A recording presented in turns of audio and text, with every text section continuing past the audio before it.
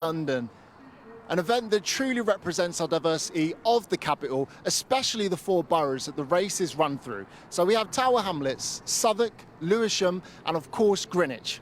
Now in the elites, we have Sir Mo Farah going for his third title. Ailish McColgan is running her debut race, and of course the Werewolf, Mr. David Weir, is looking for success after Commonwealth heartache in the wheelchair race. Now, we have a small matter of 13,000 runners taking part today, some looking to beat personal bests, while others are hoping to raise awareness and money for some great causes. Okay, it's time to go to reporter extraordinaire Jenny Falconer, who's going to be out and about talking to some of the runners, and including Vertex 33, who designed the medals and the T-shirts, and they're a part of the first wave. Reporter extraordinaire. Thank you so much, Reese. I'll take that. I'm here by the Tower of London. It's beginning to get busy down here. There are 3 runners all ready to go. I've got Zach, Mo and Kiko right here. Not just runners, by the way. This is exciting. More than that, because you're really involved in today. Tell me how. Jenny, it's so exciting to be here at the Big Half. We've all run it previously, and to come back full circle and actually be involved in the design element of the T-shirts and the medals is so exciting to see thousands of runners wearing our designs at the end of it. So we're so excited to see everyone taking part, and it's going to be a surreal experience, but one we're so looking forward to. Yeah, I mean, it's amazing to get the opportunity to design. I understand there were like 49 possible concepts at one stage. Yeah, so our lovely designer here and all of us pitched in to do about 49 different concepts for London Marathon events, and we had to narrow it down. One of the hardest processes was getting it right, and I think we did that. So you'll see by the end of today that hopefully we picked the right design. Oh my goodness, at the end, Kiko, you're just going to see loads of people with a medal that you designed. How cool is that? I think it's super exciting. I'm probably gonna be shocked by the fact that everyone's gonna be wearing it. Plus, like, just the whole design process itself has been amazing. So I'm super excited. I love the fact that you guys met also through running, and only in the last few years as well. How are you feeling about the race today? Because you have done it before. Yeah, I think we're just looking forward to just running today. We're going at a party pace, we're going to enjoy the moment, and, we've got speakers, we've got music, so, yeah, we'll just be, like, joining in with the community and the crowd. The crowd's always amazing here, so we'll get, like, that extra energy and boost from the lovely runners and the crowd today. I love that you say party pace. I think there's one person that's not going to run at party pace. Yeah, I'm going to run at PB pace, but it's also going to be a party. Like, if you do see us, come say hi, party with us. We're running with speakers. Well, I will be running with speakers as well, so it should still be fun. But I'm going to go for a PB, I think. Who was it that ran the course? Oh, okay, you ran the course when it wasn't a course. One here, yeah, so super duper quiet, and like it's not the same as we're going to get, like the atmosphere we're going to get today, and it's going to be, I think, such a surreal experience, like running with everyone and then knowing at the end of it that they're all going to be wearing like something that we designed. That's just unbelievable. Listen, guys, thank you so much. Well done. Good luck out there. Reese, back to you. The streets of London will be buzzing today, and we have an action-packed couple of hours for you. So to start at 8:25, we have the elite men's and women's wheelchair race, and then at 8:30 we have the elite men's and women's race. And then we turn our attention to the masses, from club runners to community involvement, which really makes this one of the greatest events in the country. Then, to start, we have 2 of the nation's greatest athletes, Mo Farah and Ailish McColgan. After a summer of contrasts, we caught up with them. I'm very excited to be back in London. I love the city. The crowd get really behind you. I've got great memories throughout my career, different moments. Every athlete's dream is to win the Olympic, and for us to win it right in our doorstep was an incredible moment. And I guess it was a beautiful moment for our country as well as ourselves. Obviously done half marathons before, but this will be my first London Big Half. I was here for 10,000 metres earlier this year, and that was just brilliant. To have spectators lining the streets of London was pretty special. It'll be interesting to see what I think of it. I'm very tall, I'm very rangy, so for me, tight corners are always going to be a little bit tougher on these long legs. It's been a really special summer. Commonwealth Games was definitely the highlight for me. It was the main championship that I really wanted to win a medal in. My mum had won the race 30 odd years earlier, and when I turned round, my mum was there. So it wasn't just me crossing the line, it was myself, it was my mum, my dad, Michael, my partner. Everyone put so much effort into this. So we're a small team, but I feel like we're a mighty team, and that was like a special moment to have with all of them there. Training's gone well. I'm happy where I am. It's been tough for me over the last couple of years. It's been hard, but now I'm in a good place, and I think the key thing in athletics or whatever you do, you got to enjoy it, you got to smile and keep grafting, and we've certainly been doing that. I look fit, do I? As long as your body allows you to do it, you can continue as long as you love it. And for me, there's not a day I wake up and go, I don't want to be here. And I think at the minute I'm just enjoying it. I'm not even thinking about anything other than going run with my friends, and we just got a good, happy vibe, and we're enjoying ourselves. And I think that's the key. I feel like I'm in good form. I think everyone sort of expects me to be tired because I've had such a crazy year, but I think I'm ready to go again. But I suppose we'll find out on Sunday. My plans were to do London Marathon, so it's frustrating. Like, after having such a good year and obviously being in good shape, as an athlete, my instinct is just to want to line up and go and run, but it's not as simple as that. And I had some problems all throughout the year actually with fueling on my long runs. It's a blood sugar issue that I've been having, and it only happens when I take on fuel during running. So for the half marathon, I won't take on board anything at all. But for the marathon, I don't think you can get away with it. I feel confident it's not an issue that's going to stop me, but it's something that's going to take a little bit of time to get a handle of. I'll try my best, but see what I can do. And I think the key thing for me is, it's not about the win, it's about my body. How is my body? Am I okay? What do I need to do more? But at the same time, of course I want to win. So I'm now joined by someone you will definitely recognise from Casualty, Ethan, George Rainsford. Hello. Hi. Right. Yeah, I'm good, thank you. I see you're running for Huntington's disease. I mean, that's because Ethan was obviously diagnosed with that. Yes, that's right. So my character in the show, Casualty, carries the faulty gene, and so I'm running as part of the Huntington's Disease Association. I'm a patron for the charity, so that's what I'm doing. Okay, so now, have you run this race before? No, I've never run the big half before. I've done the London Marathon, so I'm excited to sort of run past the iconic landmarks and over Tower Bridge and everything.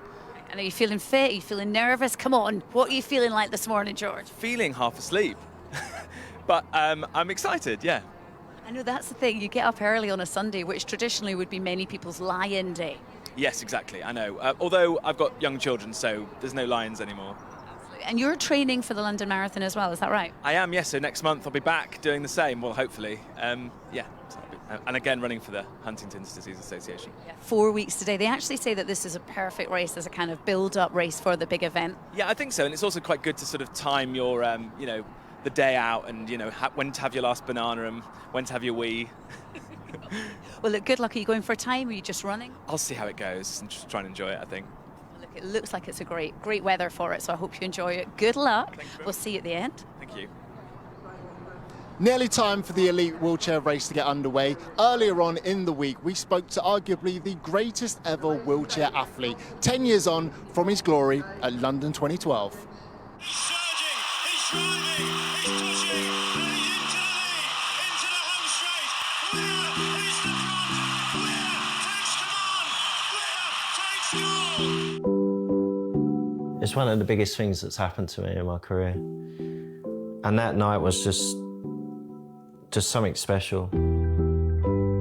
When I pick them ones up, I get chills. Being a London lad and winning 4 gold medals, it was just dreaming. I thought I was dreaming. I had visions of me winning the last Paralympic medal in 2012 outside Buckingham Palace.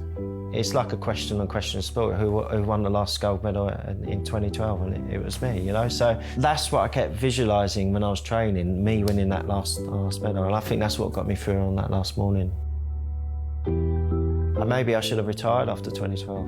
Maybe that should have been it, but I couldn't stop. The Commonwealth Games were coming up, so it's just like, oh, come on, just 2 more years. And then London Marathon, I was still on equal with Tanny, and I wanted to win and be the best. and then I won. I thought this was probably the last time I win London Marathon, maybe. I feel more pride in my career now than ever. And I feel like I'm doing it for myself now more than doing it for other people. And I think that was the problem. After 2012, I felt like I was doing everything for everyone else. And now I appreciate what I've done in my career. And I think that's why I'm still competing and still racing, because I love the sport and I want to promote the sport as much as possible.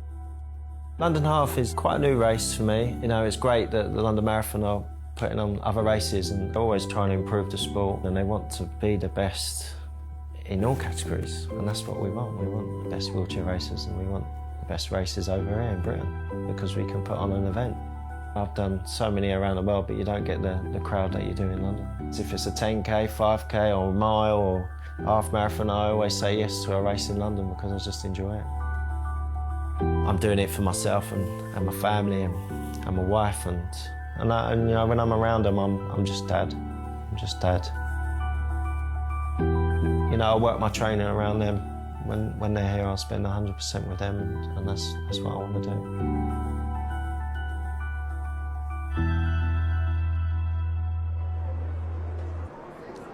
It's time for the elite men's and women's wheelchair race, and we are handing things over to our commentators, Chris Dennis and Joe Pavey.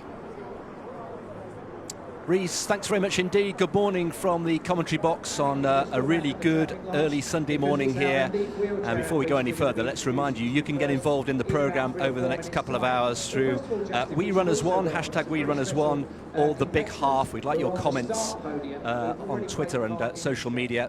And as Rhys was saying, we're already here for the start of the wheelchair races. Joe Pavey, 5 times Olympian alongside me. You've been on the start line, Joe, many times over your career. What's that feeling like?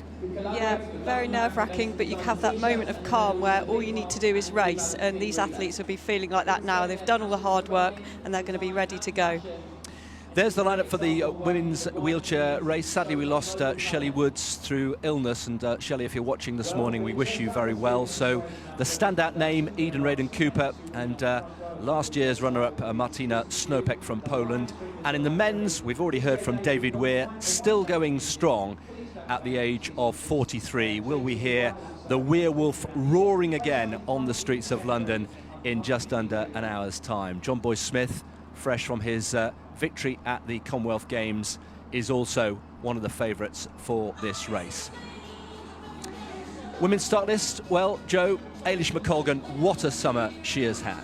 Oh wow, what a summer she's had, and obviously the highlight, winning that Commonwealth Games 10,000 metre title, emulating her mum, and the crowd were really behind her, and it was just such an almost awesome moment of the sport, and yeah, absolutely loved watching that performance. Charlotte Purdue, of course, going for a 4th victory here. And in the men's race, well, Jake Smith, last year's winner, takes on the mighty Sir Mo Farah, who's looking lean. I thought we'll talk about Mo, of course, Joe, as the race unfolds, but in looking great shape. And he's looking for a 3rd victory here. Yeah, he's been training out in Font-Romeu. As he said himself, he looks fit, but he always looks fit, and I'm sure he's going to put in a good performance. So those nervy moments, the coiled springs on the start line. David Weir left of picture there, looking very hungry for more success. There's just something, as he said in the interview we heard there a few moments ago, something about racing in London, on the roads and on the track in London, that brings out the best in him. So let's take you through and introduce you to the main contenders here. Martina Snopek. Yep, she was the runner-up last year. Yeah, 36 years old from Poland. And Eden Rainbow Cooper, silver medalist at the Commonwealth Games behind Madison de Rosario, ahead of Shelley Woods, who, as we said, was due to be here today. And John Boy Smith, well, very much the disciple, isn't he, Joe, to David Weir, part of the Weir Archer Academy. Yeah, he looked up to David, who's obviously had that disappointment in the Commonwealth, and he's going to be looking to get some success here today. David Weir, most successful wheelchair athlete, 6 times Paralympic gold medalist, and as we heard, 4 gold medals from London 2012, exactly 10 years ago. We are all set on a dry, cool, still Sunday morning. Around 50 minutes of racing ahead of these wheelchair athletes, and we are underway in the big half 2022, and the wheels are turning, the arms are pumping, and they will head off down the highway. We'll take you through the course map in a few moments' time, but this, well, Joe, a little bit of revenge perhaps in the air. You mentioned the disappointment of David Weir with that puncture in the Commonwealth Games. How do you think he'll react to that today?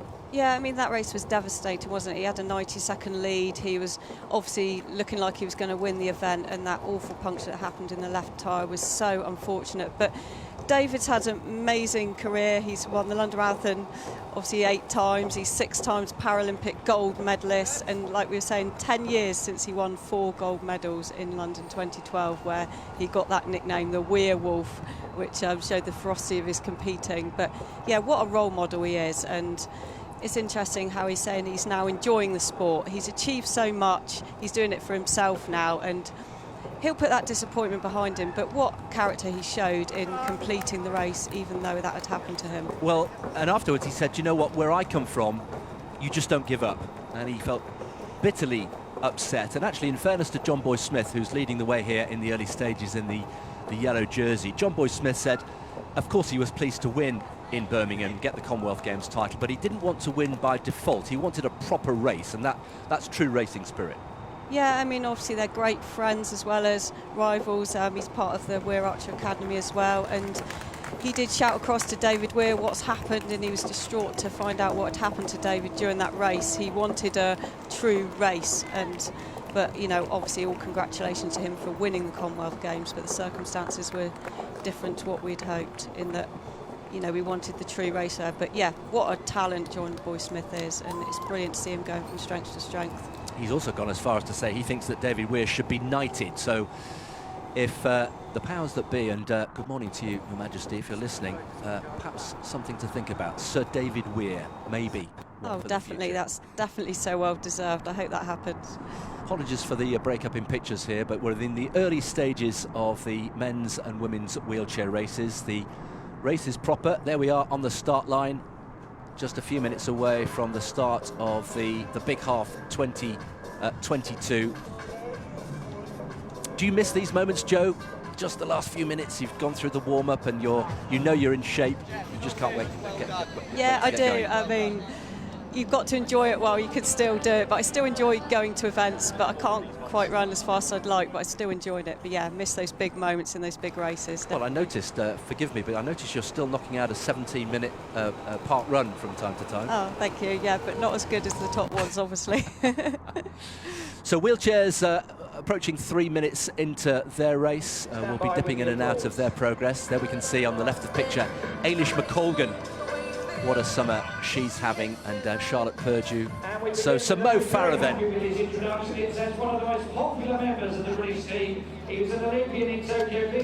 We'll see him in a moment. Chris Thompson, still going strong, one of the most popular and enduring middle distance athletes from Great Britain. His third big half, looking to bounce back from the disappointment of missing the World Championships. Jake Smith, last year's winner. Such a talent, 24 years old, the third fastest British athlete over the half marathon distance. No introduction required, I would suggest. 39 years old, he turns 40 in March. Quite simply, Britain's most successful and decorated track athlete.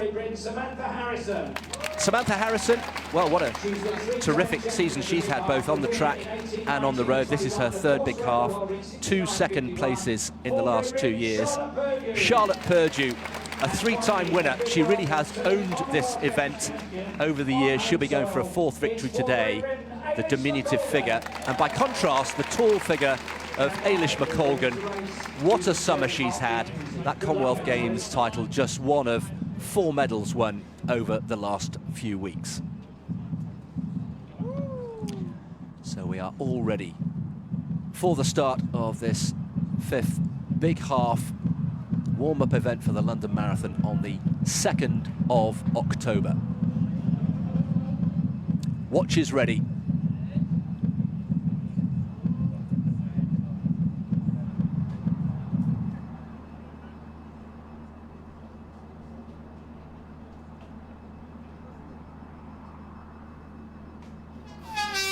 We are underway. 13.1 miles lie ahead. The elite, and behind them 13,000 runners. This just the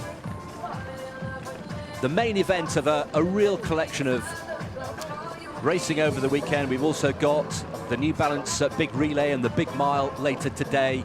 Very much the focus on community and diversity here. This trying to attract people who perhaps wouldn't naturally go into running, trying to target a slightly different profile of runner. And Joe, it's all about inspiring people to get off the sofa and get out there and get involved. Oh, definitely, and London Marathon events have said how important it is to involve the local community, and particularly the boroughs that this race passes through: Tower Hamlets, Southwark, Lewisham and Greenwich. And also there are 3,200 places taken up by community runners. They're only charged a £10 entry fee. It makes it accessible to people, attracts people who maybe haven't had a chance to compete in big events like this, and it's really an inclusive event, and that's great to see. Many people will be running this distance for the first time. We've heard from one or two of them. We've got quite a few celebrities on the course as well. So easy and so important to take it easy in these early stages and not go out too hard. Each person with their own backstory, their own motivation for running. Yeah, we're hoping that at least 16,000 people will be running. Well, Mo Farah looks and sounded in good shape. And the one thing about Mo Farah, for all his success, Joe, is that he's a grafter.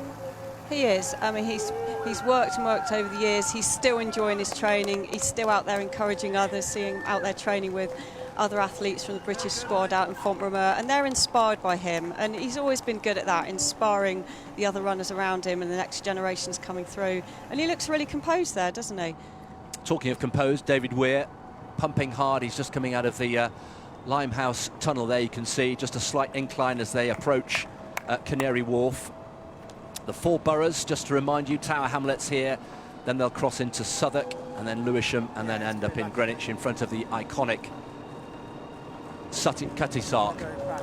So quite a lead already for David Weir. Now you can see the yellow jersey of John Boy Smith in the background. Yeah, it's quite surprising to see David Weir get the lead so early, but he's really hoping to put that disappointment of the Commonwealth Games behind him and get the win here today.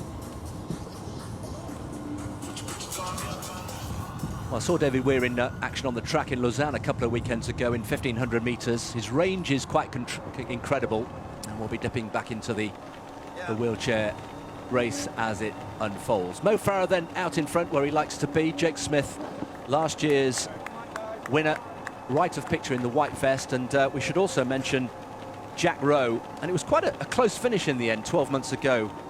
Joe, remember Jake Smith looking round rather nervously on occasion in the latter stages. Yeah, he was, and Jack Rowe was coming through, and Jack has been in good form. He's been out in Font-Romeu, and he's hoping to get a PB today, and he's hoping to run something around the 6:1:30 mark at least. And he's good friends with Jake, and they'll be hoping to both sort of help each other, push each other on. And you know, what form is Mo Farah in today? Is he in the form that he has been in the past, or you know, he says his sessions will be going well, but he's also saying he's not maybe hitting the times he would when he won those Olympic golds. But you know, nearly 40 years of age now, and to be still running as strong he is, absolutely amazing. Well, the big question that a lot of people have been asking, and he would expect it, is when are you going to retire? And our understanding is that he's going to do today. He'll come back and do the London Marathon at the beginning of October and then take a view. As somebody who's been through that process, when do you know when it's time? I don't think I ever really knew. I didn't have an official retirement. I just started fizzling out, I think. I think when you love it, you want to keep going. And I think Mo, even though he's down for London, he's going to hopefully run a good race in the London Marathon. He's not saying at this point that that is going to be his last competitive outing at this stage. I mean, I don't know if he'll have a different plan when it comes to it, but he wants to get out there. And it's so brilliant for the country that he's going to be out there running the London Marathon. The crowds want to see him, and it's exciting that he's doing that. And this will be an important part of his preparation for the London Marathon, as well as some other athletes that are also running the London Marathon and using this race as a preparation. We should also mention the last time we saw him on the streets of London, the surprise defeat to Ellis Cross, who's also in this field, by the way, the club runner. How much of a blow would that have been to him, do you think? I think Mo took it really humbly. He had nothing but positive things to say about Ellis, and it was very surprising because they were both together in that home stretch, and Ellis, you know, was probably expecting Mo to employ his devastating kick that he normally did, but Ellis was able to out-kick Mo on that occasion. But of course Ellis said that Mo was his total idol, and he'd been joking earlier in the week when he was working at a running shop, could he beat Mo? And the actual reality of it happening, he couldn't quite believe it. But Mo was nothing but humble in the defeat that day, and obviously the performances Mo has done speak for themselves. But yeah, it was great to see Ellis Cross have such a good day that day. So in Limehouse Tunnel, there's about a mile in that tunnel before they emerge into the daylight around Canary Wharf. Let's just remind ourselves of the map then of this big half. It's essentially, in part, the London Marathon in reverse. It starts out on the highway, then into the Limehouse Link Tunnel, wends its way into Canary Wharf, where over 100,000 people pile in every day. A few twists and turns, and Eilish McColgan was talking about how difficult that is for somebody who's very tall with long legs. Down Narrow Street, the cobbles, back through Wapping, past the old News International building, over Tower Bridge from north to south London, into Southwark, along Jamaica Road, and then following the arch and the bend of the Thames, through Surrey Quays, the shopping centre, and eventually coming into Lewisham High Street, and then into Deptford, and then in the final mile or so, that iconic Cutty Sark awaits at the finish. So that's the course map, and here we are. First split we've got through, Joe, 4:34 for the first mile. Yeah, I mean, that's a good pace for the men, 4:34 for the first miles. That's well around sort of 60-minute dead pace at the moment, so it's a very, very fast pace to begin with. And we've got the first split for Eilish and Samantha Harrison going through the first mile in 5 minutes, which again is a very fast pace. That's on under 66-minute pace. So yeah, a very, very fast pace both races have gone off at the moment. Jake Smith, centre of picture there in the white. Not a name that many people watching will be familiar with, but he's certainly one of the most talented runners in Britain at the moment, particularly over the half marathon distance. He's been out in Uganda, hasn't he, recently, training, and is now with the NN running team in Netherlands, a very, very high profile team with the likes of Kipchoge and Kenenisa Bekele in it. And you personally have had some dealings with them as well, Joe? Yeah, my husband and I have been working with Jake since he got back from Uganda. My husband's obviously the lead coach, but we're both working with him now. He's a joy to coach because he's so enthusiastic, so determined and excited for each training session.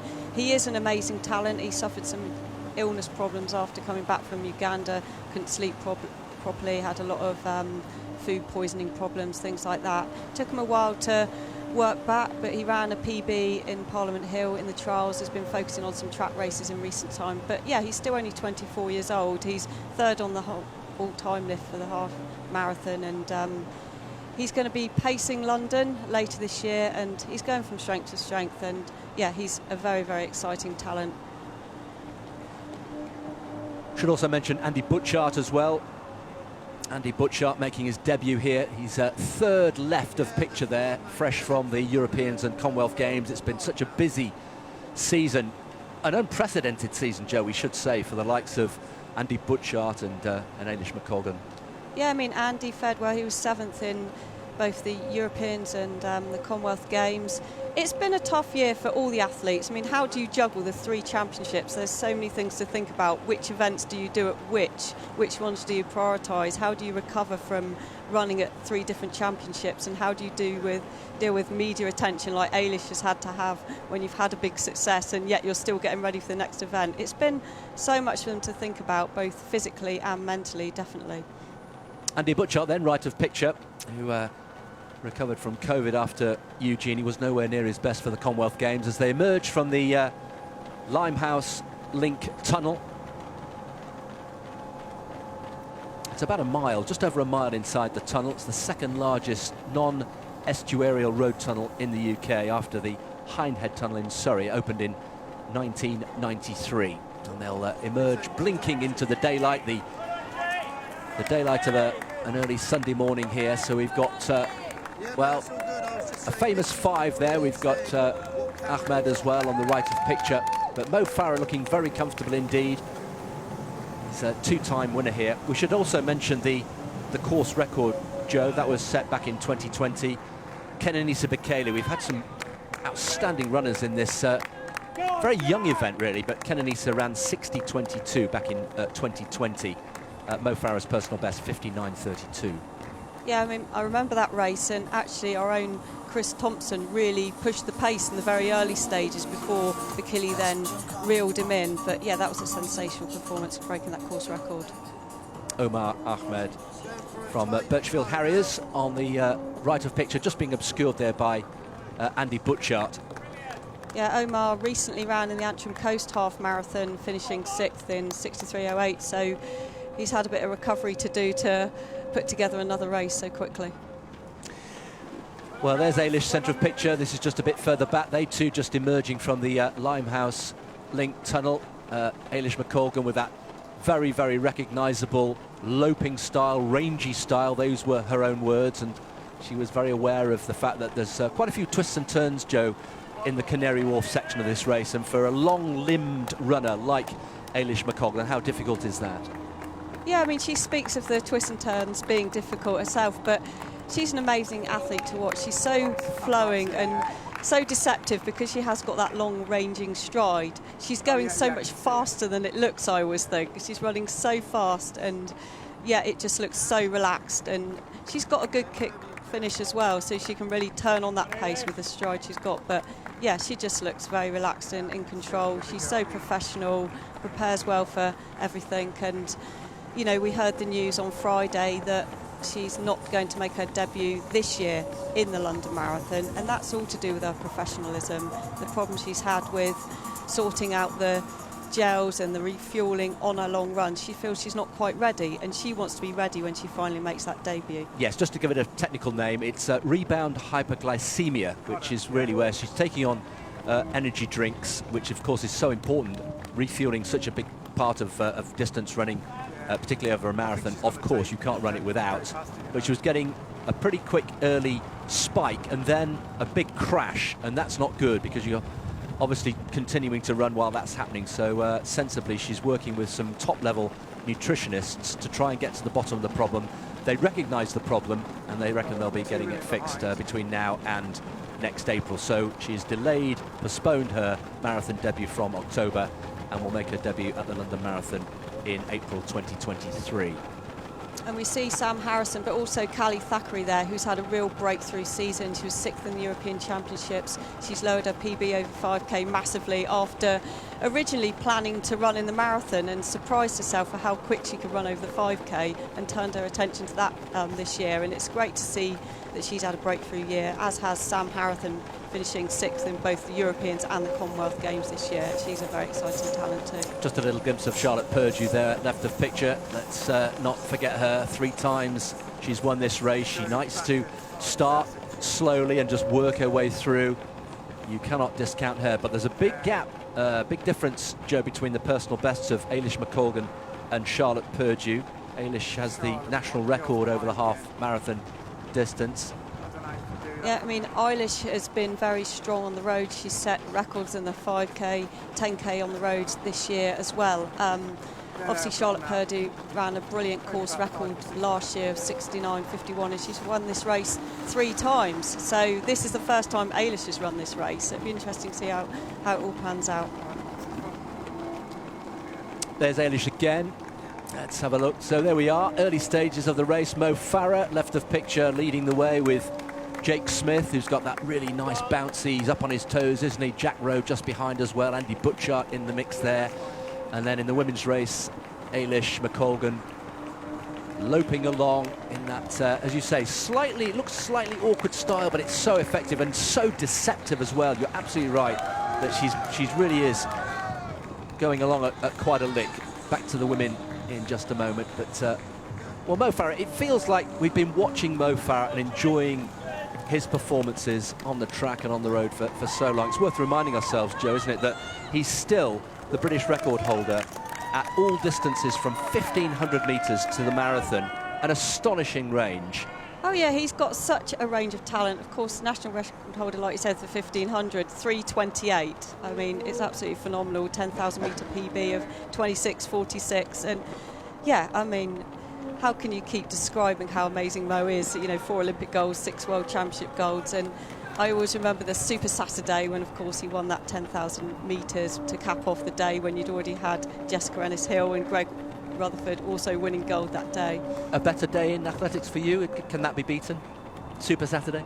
I think it will go down in history, won't it? Yeah. It was just phenomenal because we'd had medals in the rowing and cycling earlier in the day as well, hadn't we? And it was just something that got the whole country behind it all. And, you know, Mo obviously then went on to win the 5,000 as well. And, you know, that really all changed his life, didn't it? And then he went on to get the double gold, obviously, in Rio after that in 2016. And as well as achieving his 6th World Championship gold, he really has been, you know, the most successful British athlete. It's just been absolutely awesome, and it's brilliant to see him running strongly here today.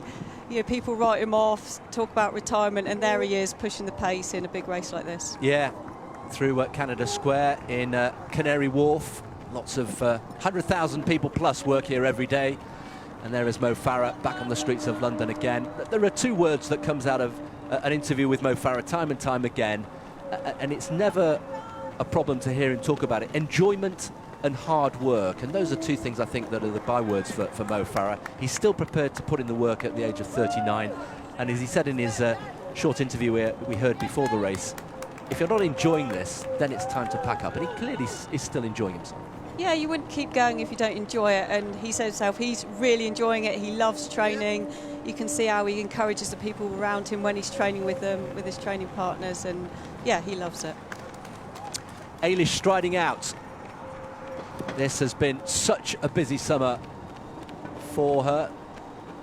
Well, just behind Eilish, we've got, probably can't see him at the moment, but Chris Thompson is holding his side, suffering a little bit of stitch, and it's been such bad luck, hasn't it, for Chris Thompson over the last few years. He qualified, of course, brilliantly for the Olympics in Tokyo last year. What a week that was, just a few days after becoming a father, and then had those agonisingly frustrating visa problems which denied him the chance to go to the World Champs. Oh, that was absolutely gutting, that visa problem. He got his visa the day after the race, and he was so unlucky. It was absolutely devastating. He's been able to refocus now, do this race, and he's down for the London Marathon. But yeah, he famously won that trials at nearly the age of 40, bided his time. Everyone thought he'd blown it and he was way back in the field, but he knew exactly what he's doing, keeping to the pace he planned, and he came through to win that race. And what an emotional moment that was at that time. Absolutely amazing. I can't let you say that without saying that you won the European Championship title at the age of nearly 41 as well, so age is but a number. Eilish McColgan then going through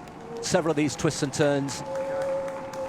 Chris Thompson just coming into view there, I think, in the white vest. We'll just wait for the camera to settle down. Sam Harrison in there as well, and Charlotte Purdue in that group as well. And there's a bit of a gap opened up, isn't there, between Eilish McColgan at the front of the women's race and the likes of Sam Harrison and Charlotte Purdue, who are in the chasing group. I mean, Eilish is in awesome shape and she'll be looking for a good time today. And instantly the men went through the 3 miles in 13:45, which means they're still on the 60 dead pace at the moment, which is extremely fast.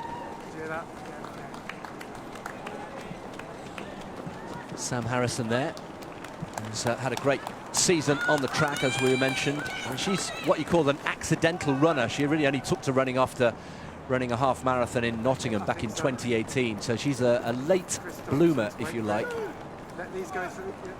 Yeah, she's really had a breakthrough year this year, and it's brilliant to see her up there running well.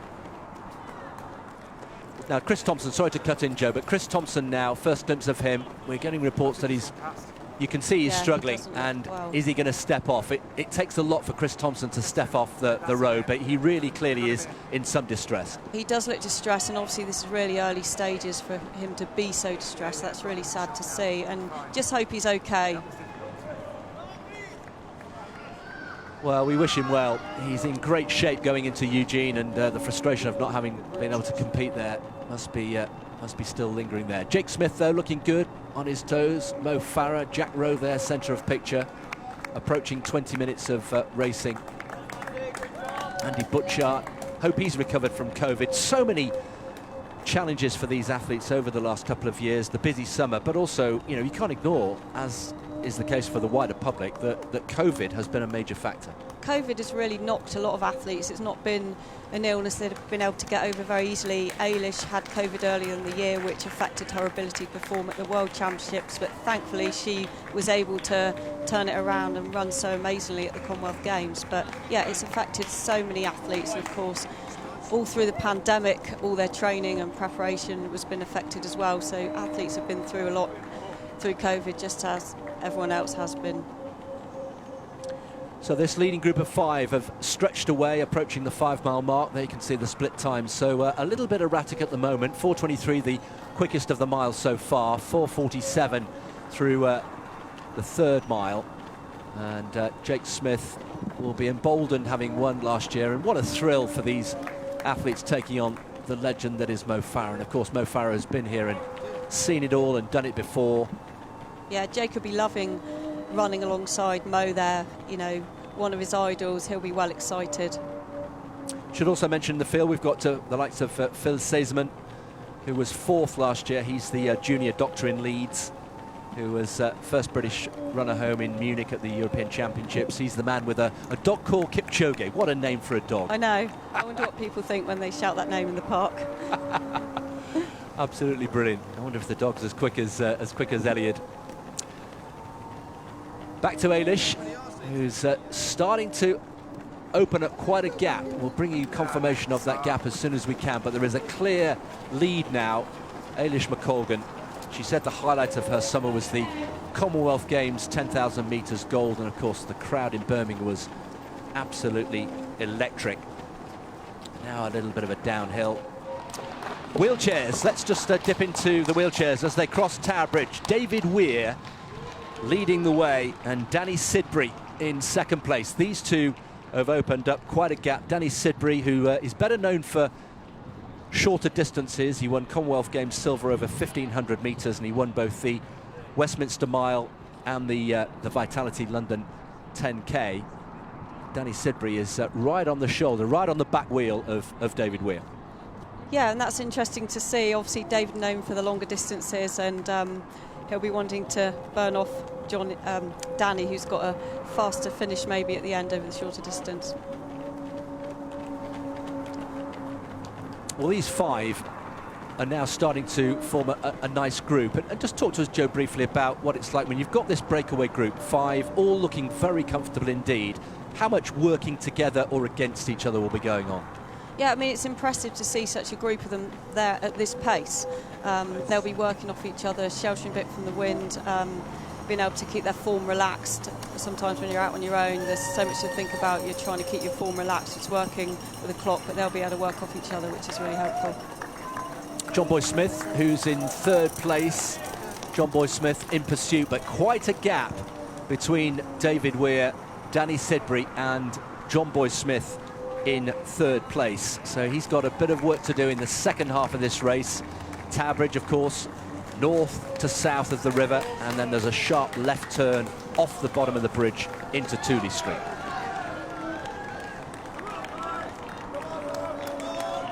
Well, Mo Farah's constantly looking around, isn't he? He's a jack in the box. He's got such an easy style. Can you just talk us through, technically, what sort of runner Mo Farah is? I think Mo, sometimes when he's run on the road, he kind of lowers his stride a little bit, trying to get that running economy, especially looking towards the marathon. But yeah, he's so economical. You know, everything's moving in the right direction. He's not wasting any energy, legs coming up behind, good core stability, good form. There's just no wasted energy. And I think when you're out there running your park runs and that, you're really thinking in your mind you want to emulate somebody like Mo, don't you? Everything's perfect. And same with Jake, looks so relaxed, just ticking along there, no wasted energy. And I think a lot of the top athletes, that's one of the important things. Their form is so economical, they're not wasting any energy, and that's why they can produce these good performances. And meanwhile, Eilish has got some very good club runners for company. You've been in that position many times over the years, where perhaps you're the sole female elite athlete out on your own, but you've got for company, and I think of people like Paula Radcliffe, of course, in marathons gone past as well. How much of a help is that? It will be helping her. They'll be able to help her with the pace. They'll be shielding her. She'll have people to run with, which is always helpful. But she's running such a quick pace, which explains why a big gap has opened up between her and the rest of the women's field. The mile split at mile 4, 5:10. I mean, that's an awesomely fast pace. That's well under 68-minute pace. And she's putting in a good performance there. And it's very hard for the other women in the race to stick with that. Well, she's riding the crest of a wave. After Munich, she went off to St. Moritz, didn't she, to do some altitude training. It was good to see some pictures that she posted there from that idyllic place. You will have been up there many times yourself, I'm sure. I've been up there, yeah. It's great for training, lovely trails, really, really beautiful surroundings around the lakes and everything. But yeah, I was looking at Alicia's post and it was back to work, she'd written, but in a good way. She loves it, and she's so professional. With all that success she had this summer, she was back out there putting in the miles, not time to rest yet. And yeah, she's put in so many amazing performances. But that Commonwealth gold, I mean, it was so special, wasn't it, Chris? It was just so amazing. The crowd really got behind her, and it was really emotional. And you could see how much she wanted it in that home straight. You know, it was sort of cat and mouse, wasn't it, the all way round between the two athletes, and she just had it there in the home straight. She found that extra gear and almost felt like a boost of power as she came forward, and it was just absolutely amazing, and it was so special.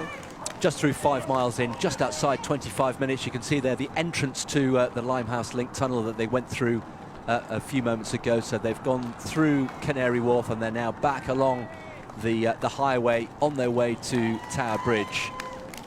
Yeah, brilliant to try and peak, not once, not twice, but 3 times in 3 different championships.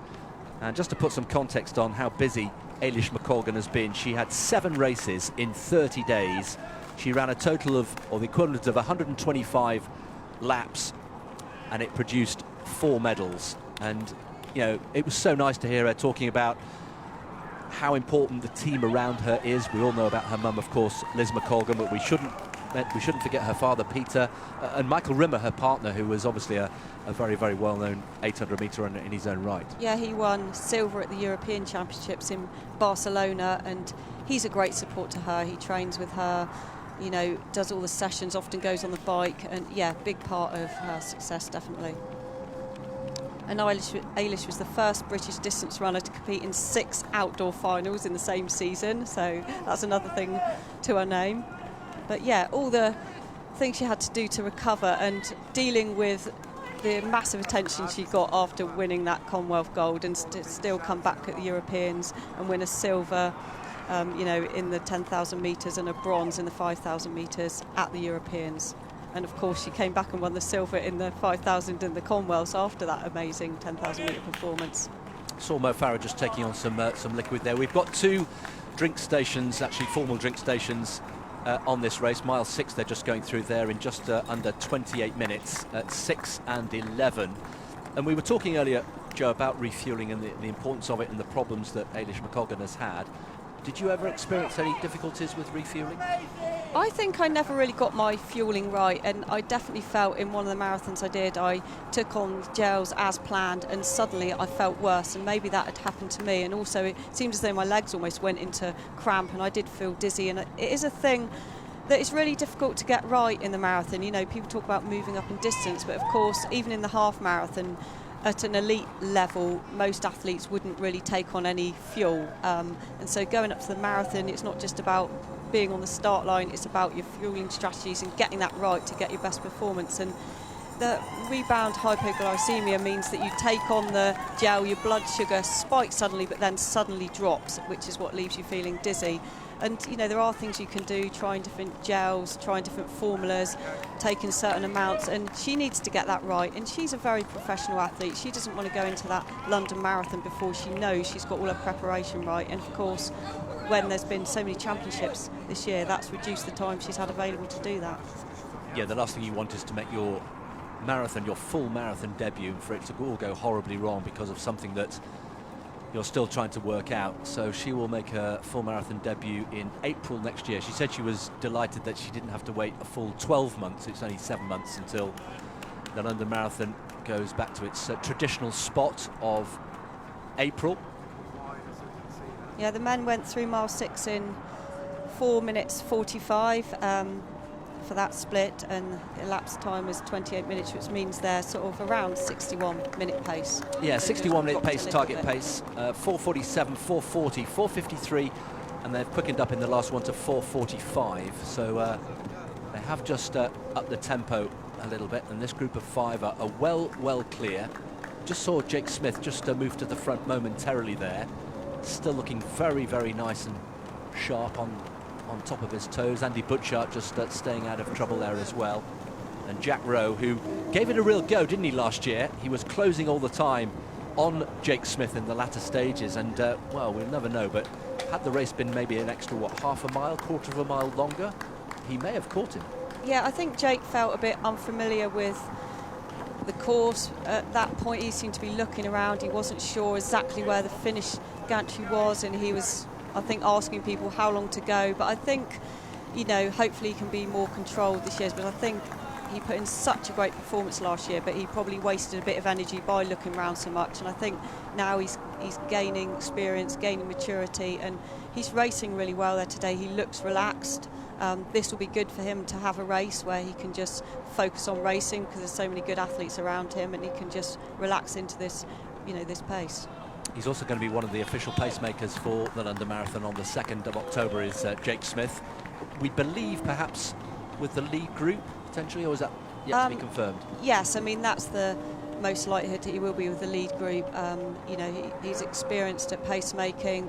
Also, Andy Butchart is down to do some pacemaking duties at the London Marathon too. Andy Butchart, who became a father last autumn. Partner, of course, is, many of you will know, Lindsay Sharp.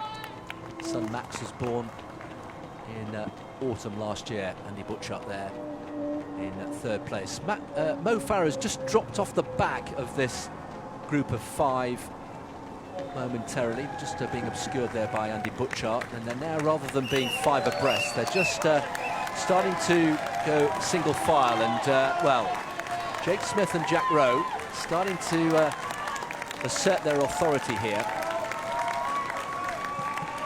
Yeah, Jack looks strong, doesn't he? His training has been going really well out in Font-Romeu, and he was definitely hoping for a good time today, and he's looking really good at the moment. Meanwhile, Eilish McColgan still looking very full of running. Yeah, the mile 6 you went through, that split was another 5:09 mile. Course record in the women's race, by the way, 69.51 set by Charlotte Purdue last year. But Charlotte Purdue some way back as they hit the cobbles going through Wapping High Street, and they will come through towards Tower Bridge. There we can see they're on Narrow Street at the moment. And obviously Charlotte had that massive disappointment earlier this year, suffering from COVID at the World Championships, and was unable to finish, and so she's probably had a lot to recover from in order to try and get fit for this.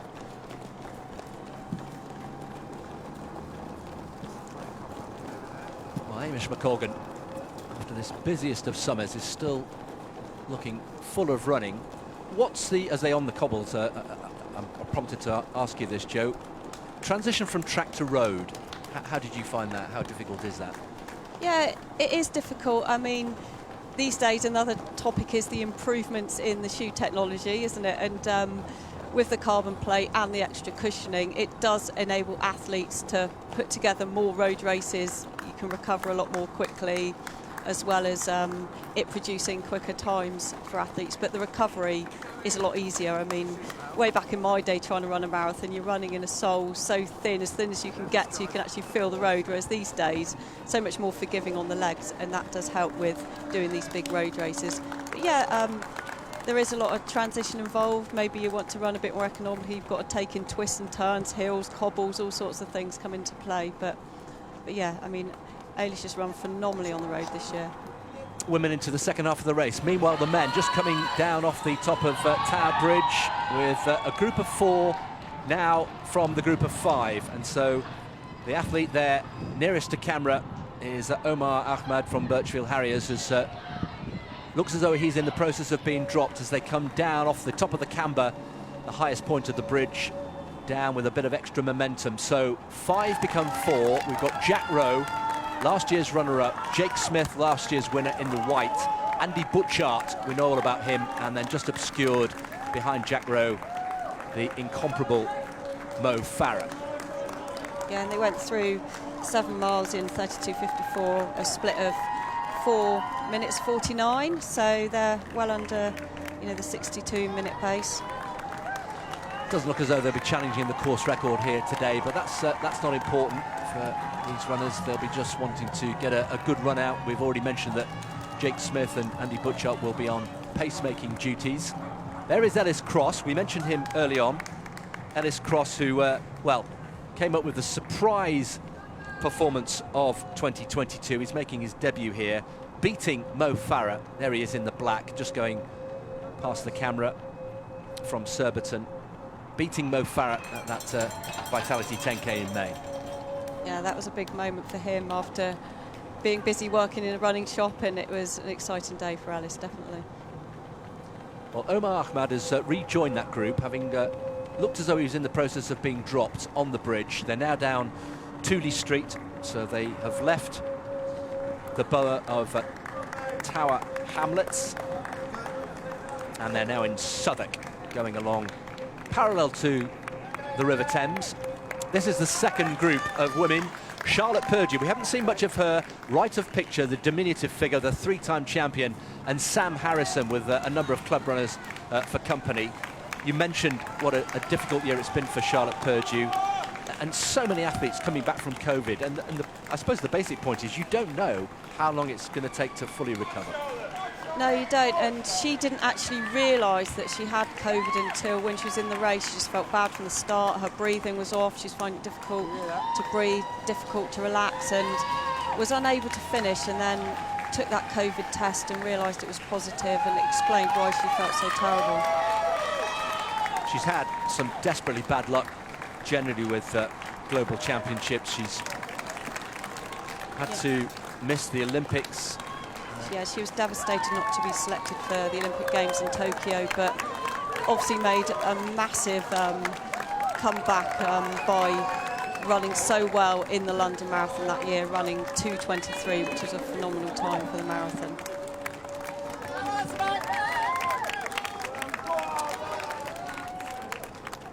Eilish McColgan now starting her way onto Tower Bridge, so she has an appreciable lead over Sam Harrison and Charlotte Purdue, who are chasing hard in second and third place respectively. The crowds, Joe, pretty good as always on Tower Bridge. It's one of the best vantage points, isn't it, both for the big half and the London Marathon? Yeah, and people want to be out to see the big stars here today, and Eilish is definitely one of those. And she went through halfway in the 32:03 her way back, and that just shows how fast she's actually running. And it is very deceptive the way her stride looks so relaxed and long, and she is running extremely fast.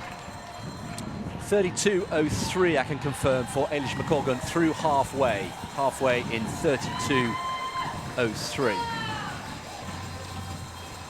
Sam Harrison in second place with Charlotte Purdue just behind. Course record holder Charlotte Purdue, third fastest Briton over the full marathon, just 14 seconds behind our colleague Mara Yamauchi, 2:23 marathon runner.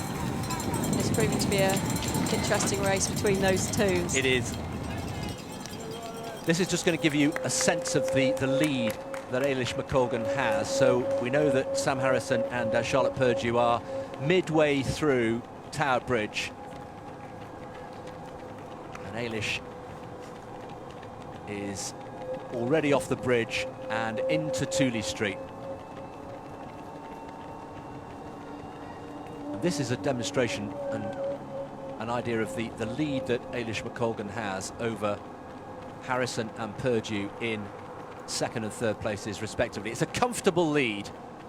She'll be getting information being fed, I'm sure, from the course side, but she's looking really determined, and you would never know, would you, that she's got all that running in her legs from the track, from the busiest summer of her life.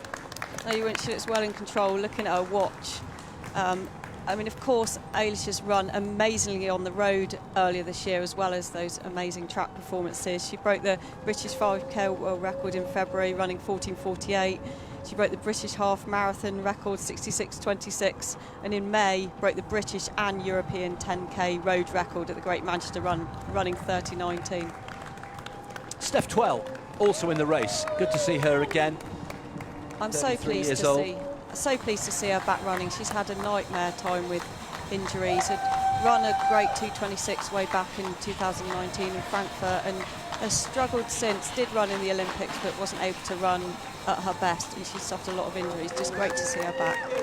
Unofficially in 4th place, that's Steph Twell, three-time Olympian, and 2nd in this race back in 2019. But so far, it looks as though it's the Eilish McColgan show, and the glorious summer that we've enjoyed on the track looks as though it will continue on the road. And I suppose in many ways, Joe, that makes it even more frustrating. She used the word herself in an interview. We spoke to her last Thursday, actually, ahead of today's race, and she said it's so frustrating that she won't be able to make her marathon debut in October as scheduled.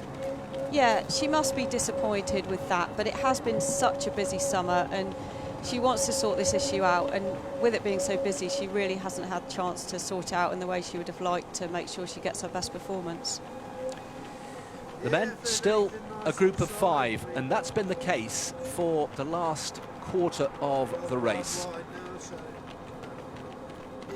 Mo Farah looking pretty good. Andy Butchart still in there, and they're clicking along at a pretty even tempo. Last mile was 4:43, so it's 4:40 and bits pretty consistently. And they're still on for around, what, 61:30 Yeah, pace. under 62 minutes, yeah. Just past Rotherhithe Station, for those of you who know these parts. It's a pretty flat course, isn't it, Joe? It's a reasonably quick course, and of course there are lots of twists and turns in Canary Wharf. It's not going to be a course that challenges things like world records, but it is a pretty flat course. Yeah, it's a pretty good course and gives the athletes a chance to experience a bit of the London Marathon course, but obviously in the other direction. Yeah, and the famous finish around by the Cutty Sark, it really is a great atmosphere at the end of this event. Jake's looking strong there, nice and relaxing. David Weir just about to win for the 2nd time. David Weir is a winner, just ahead of Danny Sidbury in the men's wheelchair race. Brilliant return to form for David Weir. He won here back in 2019, and he's won again in 2022. A brilliant performance. And David Weir, the werewolf, is roaring. Danny Sidbury, well, it was a sprint finish, wasn't it, in the end, between the top 2. And that is an excellent performance. David Weir, well, we'll hear from him afterwards. Well done, mate. Brilliant. Sets him up nicely, doesn't it, for the London Marathon. It'll be his 23rd consecutive London Marathon. And of course, he's won the London Marathon 8 times, and it looks like he's in great shape for maybe getting another title. Well, there it is again. And when it mattered, the 43-year-old David Weir found something and could put on the afterburners, and the werewolf roars again in London in 2022. It is a tight corner, isn't it, coming into Greenwich High Street, and before you know it, the finish line is there, just outside 47 minutes. The course record 48:44, so unofficially a course record. We'll bring you confirmation of that.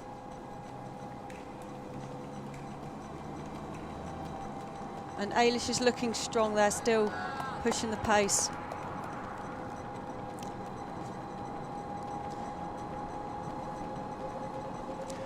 Well, Eilish front running here, out on her own. And you mentioned that brilliant performance earlier in the year at the RAC, the Ras Al Khaimah half marathon. Jake Smith taking his turn at the front, doing a little bit of looking round again. They're through 15 kilometres, so just over 6 kilometres to go. And once again, the group of 5 has become a group of 4, and for the 2nd time, it's Omar Ahmad who's been dropped, or looks to be being dropped at the back.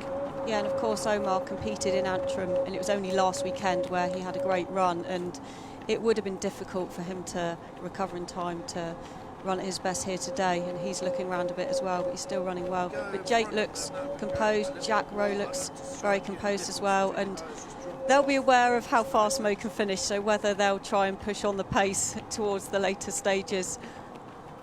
I was going to ask you, from here, if we're 4 runners with, 500, 600 metres to go, has Mo Farah at the age of 39 still got the kick he used to have?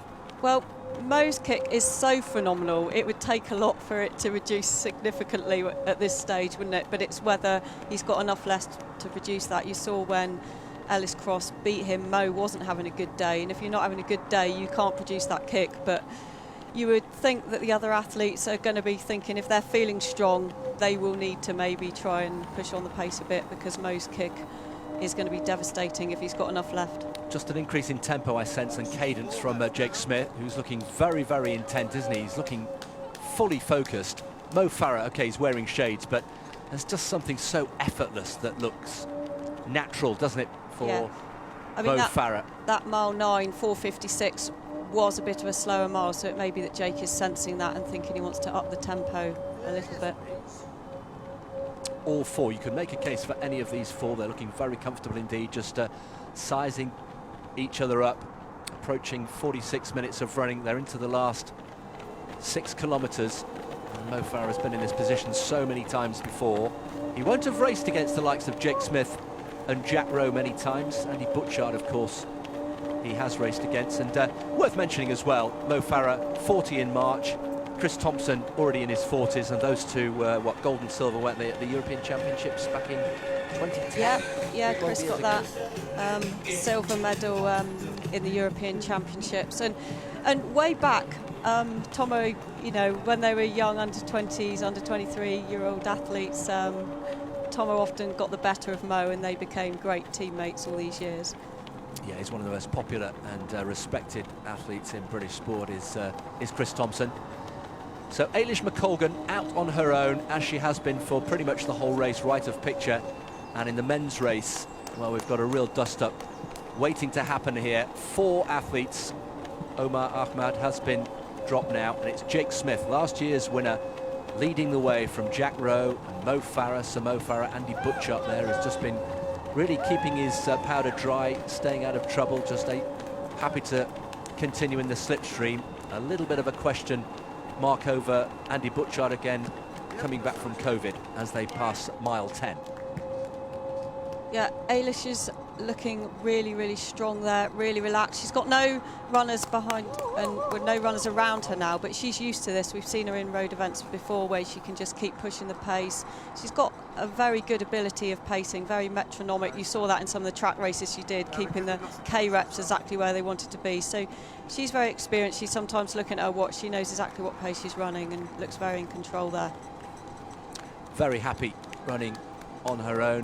Again, it was just terrific to see the feedback and some of the photos actually from Samarit. She was very, very pleased with the performances and the times she was producing up at altitude. It's 1,800 metres, isn't it, above sea level? So yeah, you're going to get really good benefit from the increased red blood cell count when you come back down to sea level. Pushing on. Well, here are the club runners. Some very good club runners coming over Tower Bridge, approaching halfway.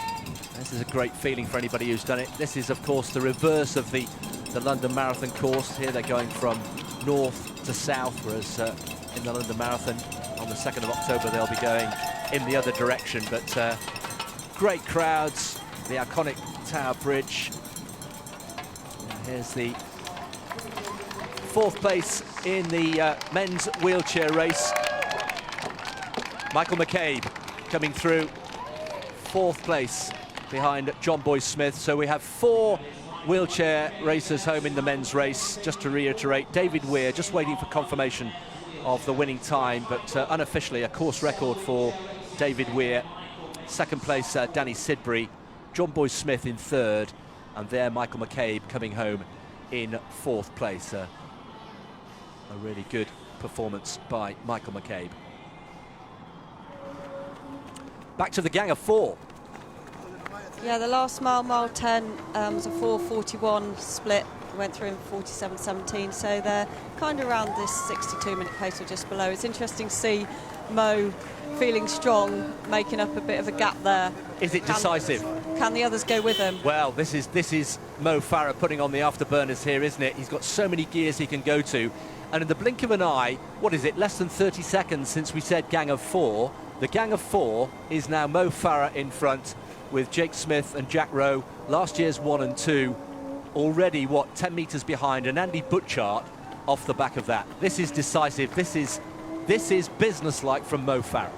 I think the thing is with Mo, this is what makes him great. He has got those quicker speeds over 1500 and 5k, and he is there then able to put in these surges whereas the less experienced runners coming through, they're trying to work on their track time so that when these surges happen they can go with it without too much damage happening to themselves. And Mo's got that turn of speed, he's got those quicker paces, and that's one of the things that Jake has been trying to work on, the fact that when these surges happen, can he cover them, because he is more suited to the longer distances rather than quicker tracker stuff. Do you sense this is a definitive break, or is this rope-a-dope and they'll come back at him? Yeah, I mean, the thing is, it was a sudden surge, so can they reel him in slowly, or is this a decisive break? We'll have to see, but Mo is definitely looking strong at the moment. Well, taking on some fluid. Less than 10 minutes of running for Mo Farah, or thereabouts, and he knows that. He's very familiar with this course, of course. A two-time winner. He won in 2018. He virtually jogged around that year, remember, and then won in a sprint finish with Daniel Wanjiru, who has subsequently had his marks erased for an irregular biometric passport irregularity. And then in 2019, he won in a sprint finish. Here is the lead woman, and it is Eden Rainbow Cooper coming into victory here. In the absence of Shelley Wood, she's taken full advantage. Just outside 56 minutes. Eden Rainbow Cooper, the winner of the women's wheelchair race, so well done to her. It went to form. She was the favourite to win, and she's come through and backed up her silver medal in the Commonwealth Games. 56.39. She's also a member of the Weir Archer Academy, as you see there on her T-shirt, getting great coaching support from them. And yeah, she's such a young talent as well. She's only 21 years old, so how exciting is her career going to be? It's going to be brilliant to see it unfold further. Well, the course record, 56.39, set by Manuela Scher, the great Manuela Scher, back in 2018. But Eden Rainbow Cooper, well, adding to her ever-improving CV. She is a real talent, just 21 years old. Second in 2020, third in 2019, and now that winning feeling. Well, it's equalled, unofficially, the course record held by Manuela Scher. Again, we'll bring you confirmation of that. Very close to the course record. So we could have course records in both the men's and the women's wheelchair races today here in the big half. We'll tidy all the results up for you before we leave you. So we have the first woman through. Mo Farah then, approaching the final stages. About 7 minutes of running left for the great Mo Farah. That last mile was another quick one, 4 minutes 41, but he's looking great, isn't he? I mean, it's just phenomenal to see him still running well at this level. Well, it's been quite a week, hasn't it, for people thinking about or retiring. We had Serena Williams at the New York Open. Asked whether she would retire. She was playing well, and she said, do you know, I've made my decision, but it must be very tempting. And Mo Farah hasn't talked about retirement with a particular date in mind, but if he wins the race today and then puts in a decent performance in London in October, who knows, it may give him the chance to continue longer.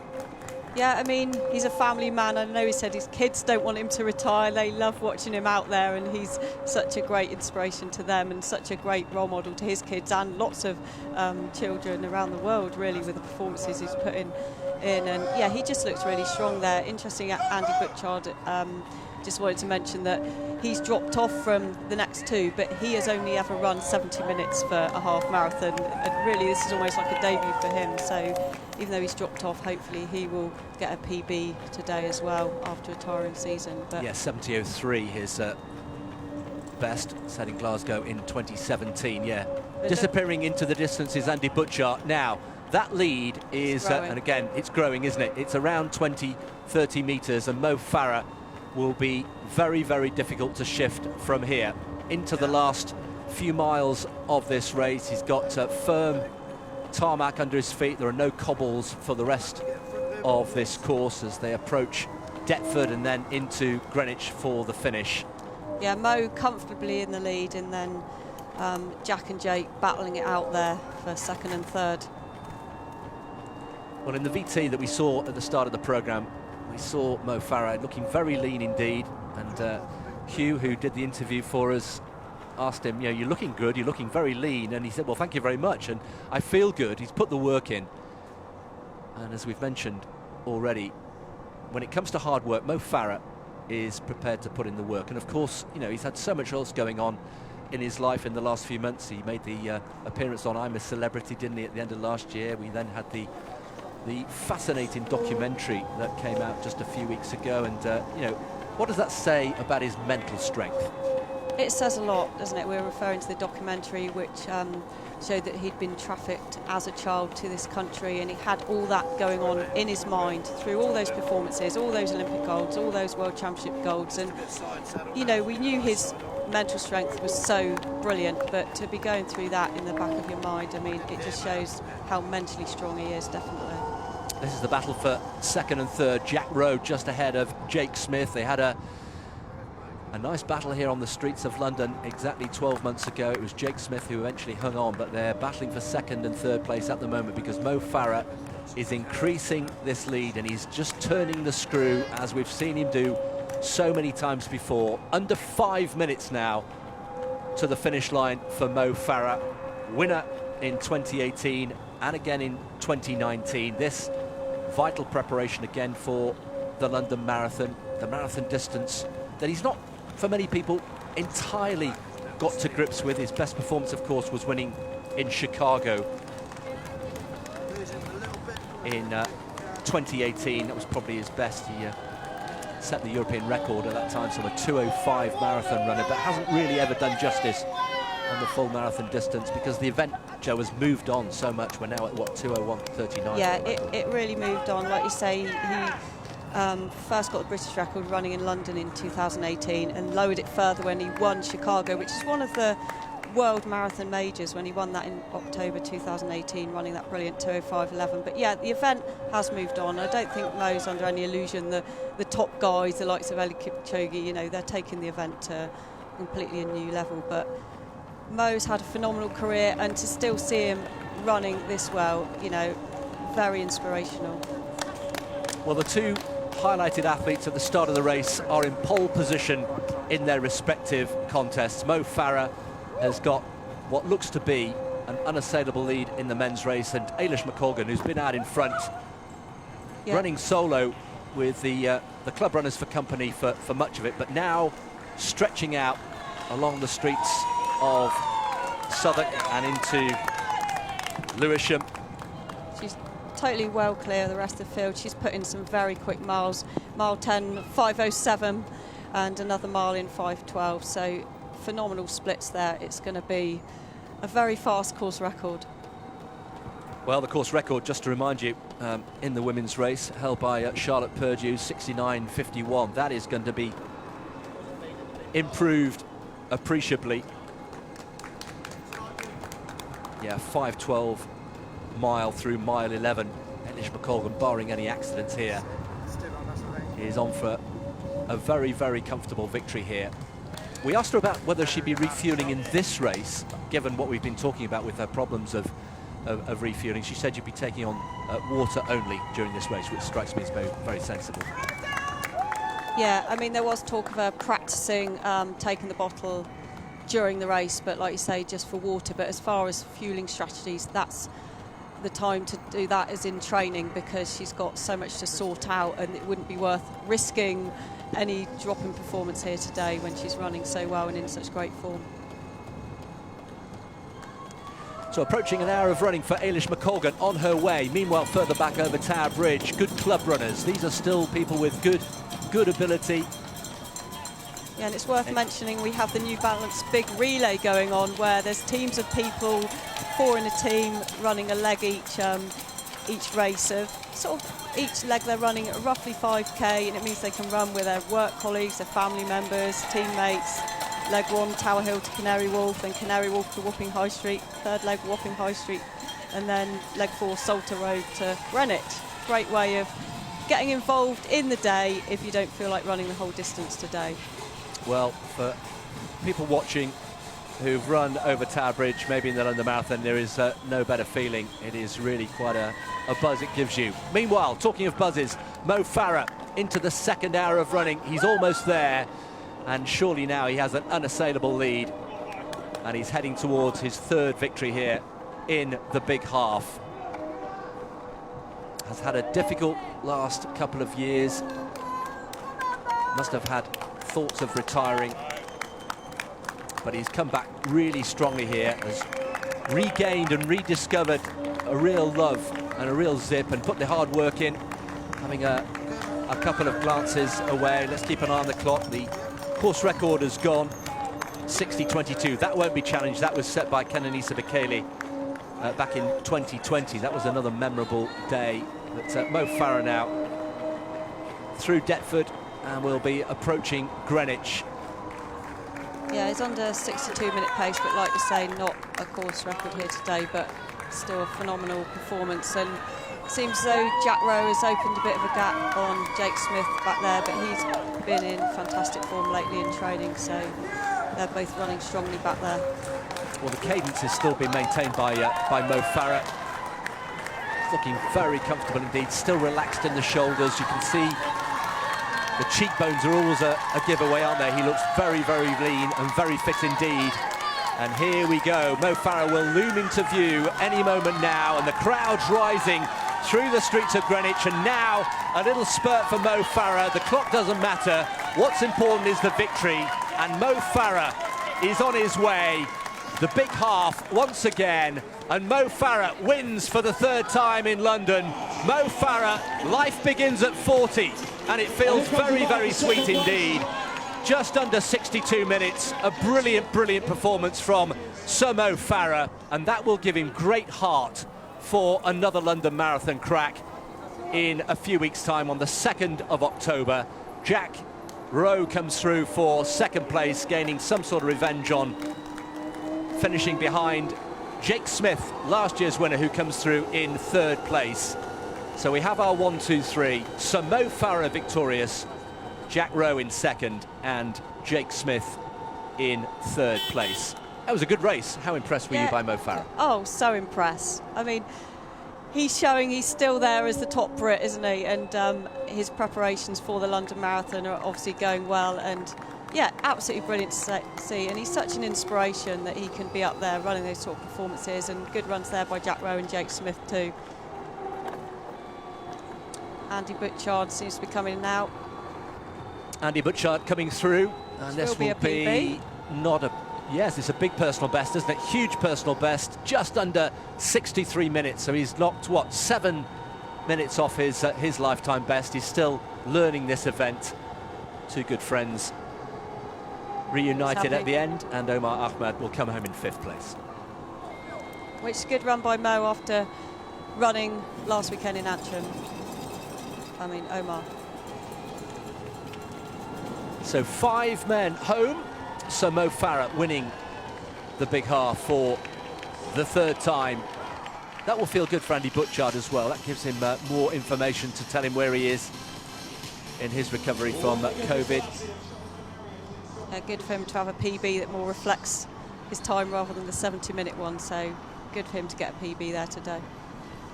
It's Wene Gebrselassie from Shettleston, who is the 6th finisher.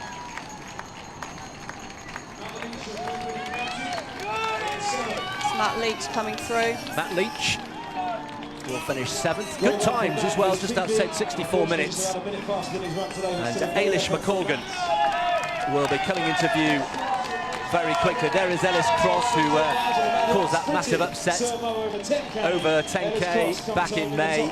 A little bit of revenge for Samo over the longer distance today. And Ailish is just putting another 5:09 mile, another fast mile. Well, this is Eilish against the clock, isn't it? This is just all about how quickly she wants to go now. This will be her final race, we think, at the end of a long, long season. She was hoping to have made a London Marathon debut at the beginning of October, but as we've discussed, that's been postponed until next April. And now she's just picking off one or two of these club runners. It's been a really brilliant performance by Eilish McColgan. 69.51, don't forget, is the course record. That should be bettered by some distance. Charlotte Purdue, last we heard, battling with Samantha Harrison for second and third, but we're going to see a big course record today. Oh, a massive course record. And you can see she's gritting the teeth a bit now, putting a bit of effort in for that final bit, and it's going to be a phenomenal performance. She looks in control. She's pushing now hard to get that final performance out now, but she looks absolutely fantastic. So less than 5 minutes to go for Eilish McColgan. Her personal best, 66.26, remember. Well, there's Mo Farah. I think, is that Hussein? His little boy there who's been reunited with. There is Cutty Sark. So Mo Farah. Well done, Dad. Let's enjoy the moment again. Here it is. 61.48, the winning time for Mo Farah.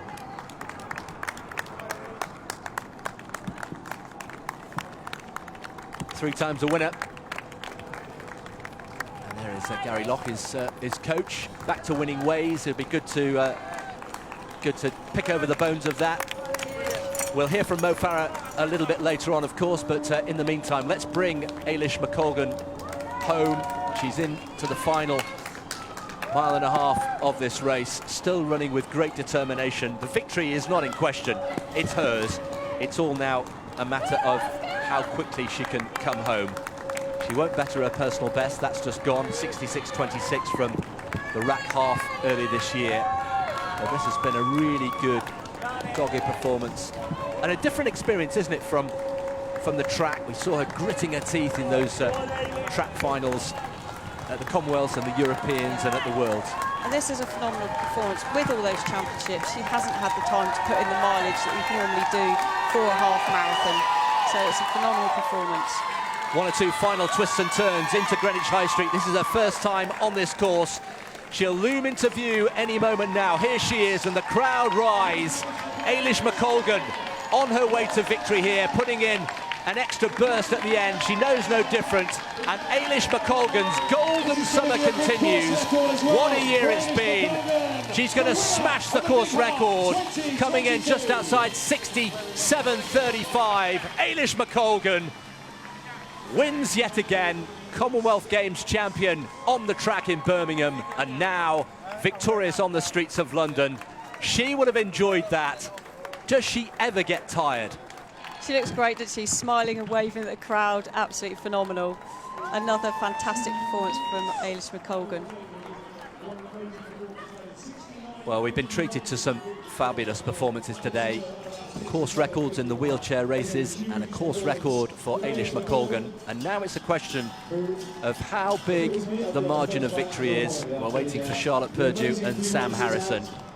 But while we've got a moment, Joe, you will have had moments in your career where you're just winning race after race after race, a purple patch. What does that feel like? I don't think I've won as many as Eilish, but when you are feeling on your top form, it feels like it's just clicked and it's there, and you race and the form's there and it's there again. And sometimes it's hard to get to that place. It's almost like being in the zone, and you only get that a few times in your career sometimes. But yeah, when everything's going well, it's when you've had the consistent training, you haven't had the disruptions with injury. It's all about getting to the point where you've been able to do what you know you need to do the sessions. You haven't been disrupted by injury and illness, and that's when you get these sort of patches in your career where everything's going right.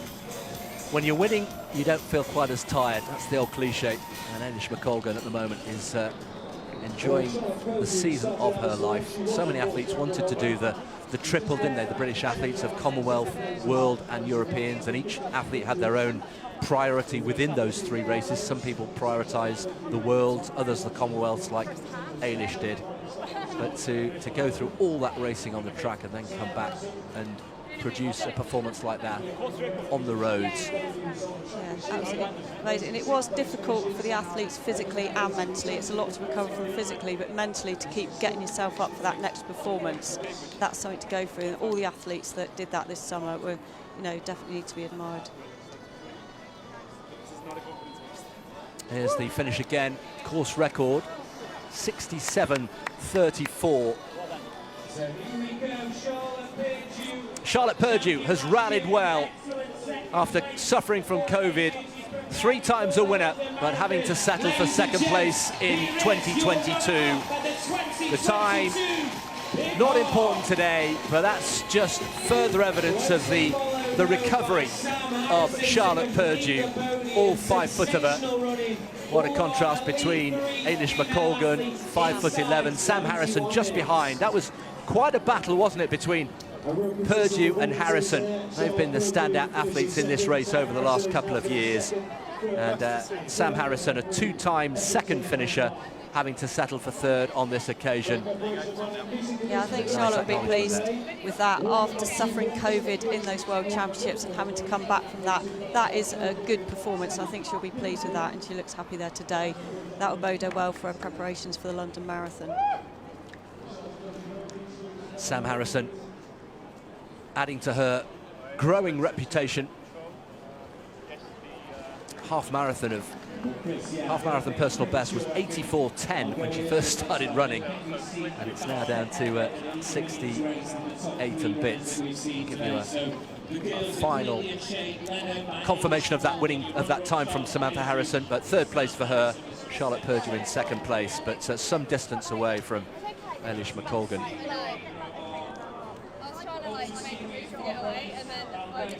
Spencer Bardon there, just left the picture, who puts together the elite field for the big half and for the London Marathon. Has done a great job. Waiting for the next finishers in the women's race. That's Callie Thackeray coming in there. She's had a breakthrough year this year, running brilliant in those European Championships in 6th place, and great to see her running well today. Yeah, Callie Thackeray coming through, just tucking inside 72 minutes on debut. It's her 7th half marathon, and she'll be also, as Joe mentioned earlier on, pacing the London Marathon in October. Starting to see 1 or 2 club runners finishing now. The trickle becomes eventually a bit of a raging torrent later in the race. Still plenty of runners out on the course.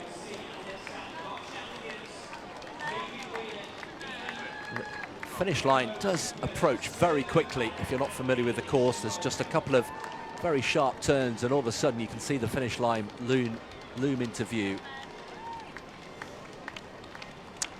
So let's just tidy up all the results for you.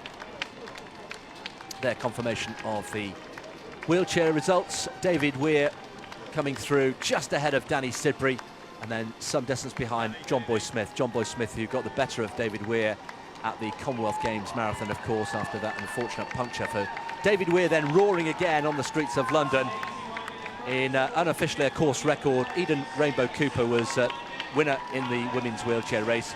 Mo Farah winning for the 3rd time ahead of Jack Rowe, who finished 2nd last year, and Jake Smith adding to his reputation. It was a really good finish, a really good men's race. Andrew Butchart, a huge personal best for him, and further improvement after overcoming COVID, lopping around 7 minutes unofficially off his lifetime best.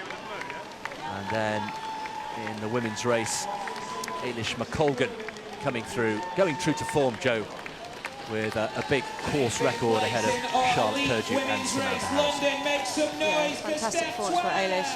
To say it was expected that she would be the favourite today, and she produced the goods again. Not just about the elites today. The Big Half is incredible reach in London for all the communities, mostly part to the London Marathon Charitable Trust, which was set up in 1981 to distribute profits from London Marathon events like the Big Half to inspire millions around the UK, children and adults, to live more healthy and active lives.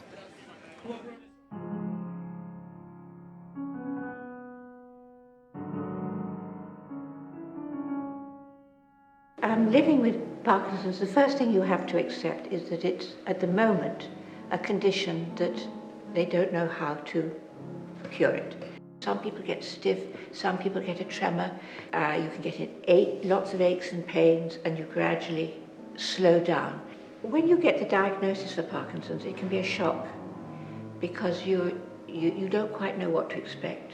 And many people do withdraw into themselves, and they're bewildered and they don't quite know what's going to happen to them. So it can feel quite lonely. You don't want people to know that you've got something which is going to make you be less than you were. Coming to a group like this where everybody else has got the same condition as you, it gives you the confidence to be a person again and to enjoy things. In a session, you can come in and feel a little bit grey, your energy can feel very low, your body may feel a little bit clunky, and then by the end of the session we feel so much lighter, and you can see that in the dancers. You can see that they're walking out and they're holding their chest a little bit higher, they're stepping forward, they're not doing their little steps, they're standing strong, which is really, really lovely to see. Coming to these dance classes at English National Ballet, it's more the community, the friendships and the social side of it as well. It helps with giving you confidence, balance and a great sense of sort of physical well-being.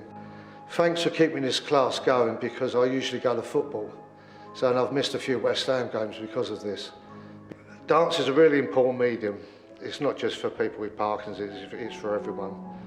And particularly for a man of a certain age to say he's a dancer, people would laugh at you, but I don't think they do anymore, and I think it's important that dance is important for everyone.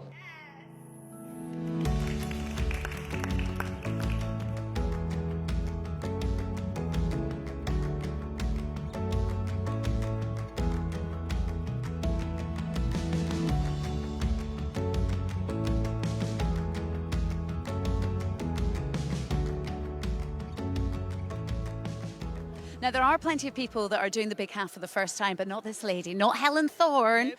How many times? This is my second. So I did the first just before the lockdown. So that was, I think, the 1st of March 2020. And then the whole world collapsed. And then I'm back and I'm trying to do it an hour faster, just to show off. So last time I did it in just under 3, so I'm going to try for 2 this time. Let's see. I mean, it's amazing. We've spoken a few times, obviously, through the training, and your training is so impressive. I'm just being a show off. I've been doing hot runs in Greece and hilly runs in Cornwall, and I've just been running every second day, and I'm actually very excited about it today. I'm not going to say hello to anyone. I'm going to head down, run, and then have a party afterwards. So it's going to be great. I mean, when you are in Edinburgh, 'cause you've just been at the festival up there, how do you fit in training around all your kind of shows there? I think I was still drunk when I did the Arthur Seat run the other day. It's funny actually. I've been living off kebabs and cider, and actually I just had to do it. And so I did do it once with about 3 hours sleep running around, and I did it quite fast, and then I had to sleep for about 6 hours afterwards. But no, it's good having a strict training plan, because you're just like, no, just do it, even if your makeup's running down your face and you've got to do comedy 3 hours later. So it's good. I love your runner's diet, kebabs and booze, lovely, fabulous. Well, look, good luck out there today. I hope it goes well. And are you looking forward to any part of it in particular? I love running over this bridge. I think, it's the halfway mark, everyone's screaming, and I'm very proudly running for Gingerbread, which is a single parent charity, because I'm a single parent, so I'll be cheering everyone on as well. So it's going to be great. Thanks. Helen, good luck. You'll be great. Thank you. Enjoy. Yay. Well, Cutty Sark is the finish, of course, of this Big Half course, and we have all the elite now safely over the finish line, but still some work to do for these club runners who will be enjoying their day over the bridge, psychologically moving from north of the river to south, Joe, and well, we both know what it's like to run over this bridge. You rather quickly, more quickly than me. It's lovely to see the runners out there running for important charities, running for their own personal goals. It's what the spirit of the day is all about. All about diversity and inspiring people to get involved. Activity. Slightly different feel to this race to many of the others. There are so many events that are put on by various organisations, most notably, of course, the London Marathon events. But this one is aimed at trying to get people involved who wouldn't normally think about going running, and trying to tap into the hugely diverse population across London. There's something for everybody.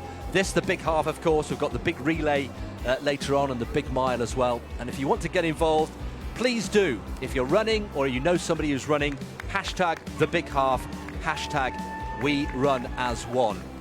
Yeah, Mo Farah really inspiring people to get involved. Yeah, this really is great for the community. The campaign again returns this year, We Run as One, which is really trying to open that conversation with running, the diversity, getting everyone involved. The slogan is we run to be free, we run for equality, we run for our physical and mental health, and we run as one, and that's a really poignant message, I think. Well, the big relay, we've got between 230 and 240 teams involved, and over 2,000 people getting involved in the big mile later on.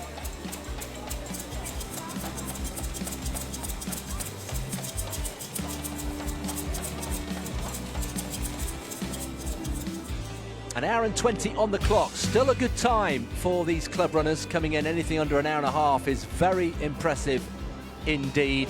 And there the London skyline, the city of London in the background. So many people running for worthy causes. Yeah, and a shout out to the Felix Project, going for food equality throughout London, and they do great work, and they're the charity partner again this year. Yeah, there's some fantastic work redistributing what would be otherwise wasted food and making sure it gets to the right people. And the Marathon have been working with the Felix Project for a number of years now, and they do terrific work. Of course, this year is all about sustainability as well. This year, partnering with Trees Not Teas, so participants have been offered to opt out of finishing with a t-shirt and a medal, but instead get a tree planted, which is a really good cause and a really interesting element of today, definitely. It is, and very much reflects the modern approach to mass participation events. The t-shirt and the medal so prized, and we think about a quarter of people running today have decided to opt out of the t-shirt and the medal and opt for a tree to be planted instead. So we've got all the elite over the line, still plenty of running in the legs of these 13,000 people running behind, all running for different causes. There's the finish, the Cutty Sark just in view at Greenwich, approaching an hour and a half on the clock. Well, let's catch up with some of the other interviews. We've been speaking to many people out and about on the course. Now, as well as the big half today, we also have the New Balance big relay. Now, Charlotte, you're from the Felix Project. First of all, can we just establish what does the Felix Project do? We rescue surplus food and distribute it to people in need across London. So at the moment, there's a massive cost of living crisis. There's loads of people who need food. So we delivered 30 million meals last year, and we'll do nearer 40 million this year. You are working very hard at the moment. We are indeed, and we've got lots of people raising desperately needed money for us today. All of our costs have gone through the roof, our electricity bills, all of our fuel costs, so we really need the money, so get sponsoring the Felix Project. And I love that you've all come out today. You're all taking part. Is this your team? No, my team are at the different spots. So I'm in the relay. These guys are actually doing the full half. So yeah, I thought as chief exec I had to put my money where my mouth was and at least do some. But I was like, I'll do the relay and let these amazing people. We've got a whole group of people running for the Felix Project. So yeah, I've got some of my colleagues who I'll be handing the baton on to. I love that, though, that there is the opportunity to do the relay. So essentially you're doing a 5K before passing the baton on. I am. I feel a bit embarrassed chatting to these guys. Everyone here is warming up to do their full half, and I'm doing the relay. But everyone who can do anything, if you can, even if it's 5K, if you can help us raise money, it's absolutely amazing and much needed. So yeah, hats off to these runners. Well, look, Charlotte Hill, thank you. Good luck, guys. I hope you smash it out there.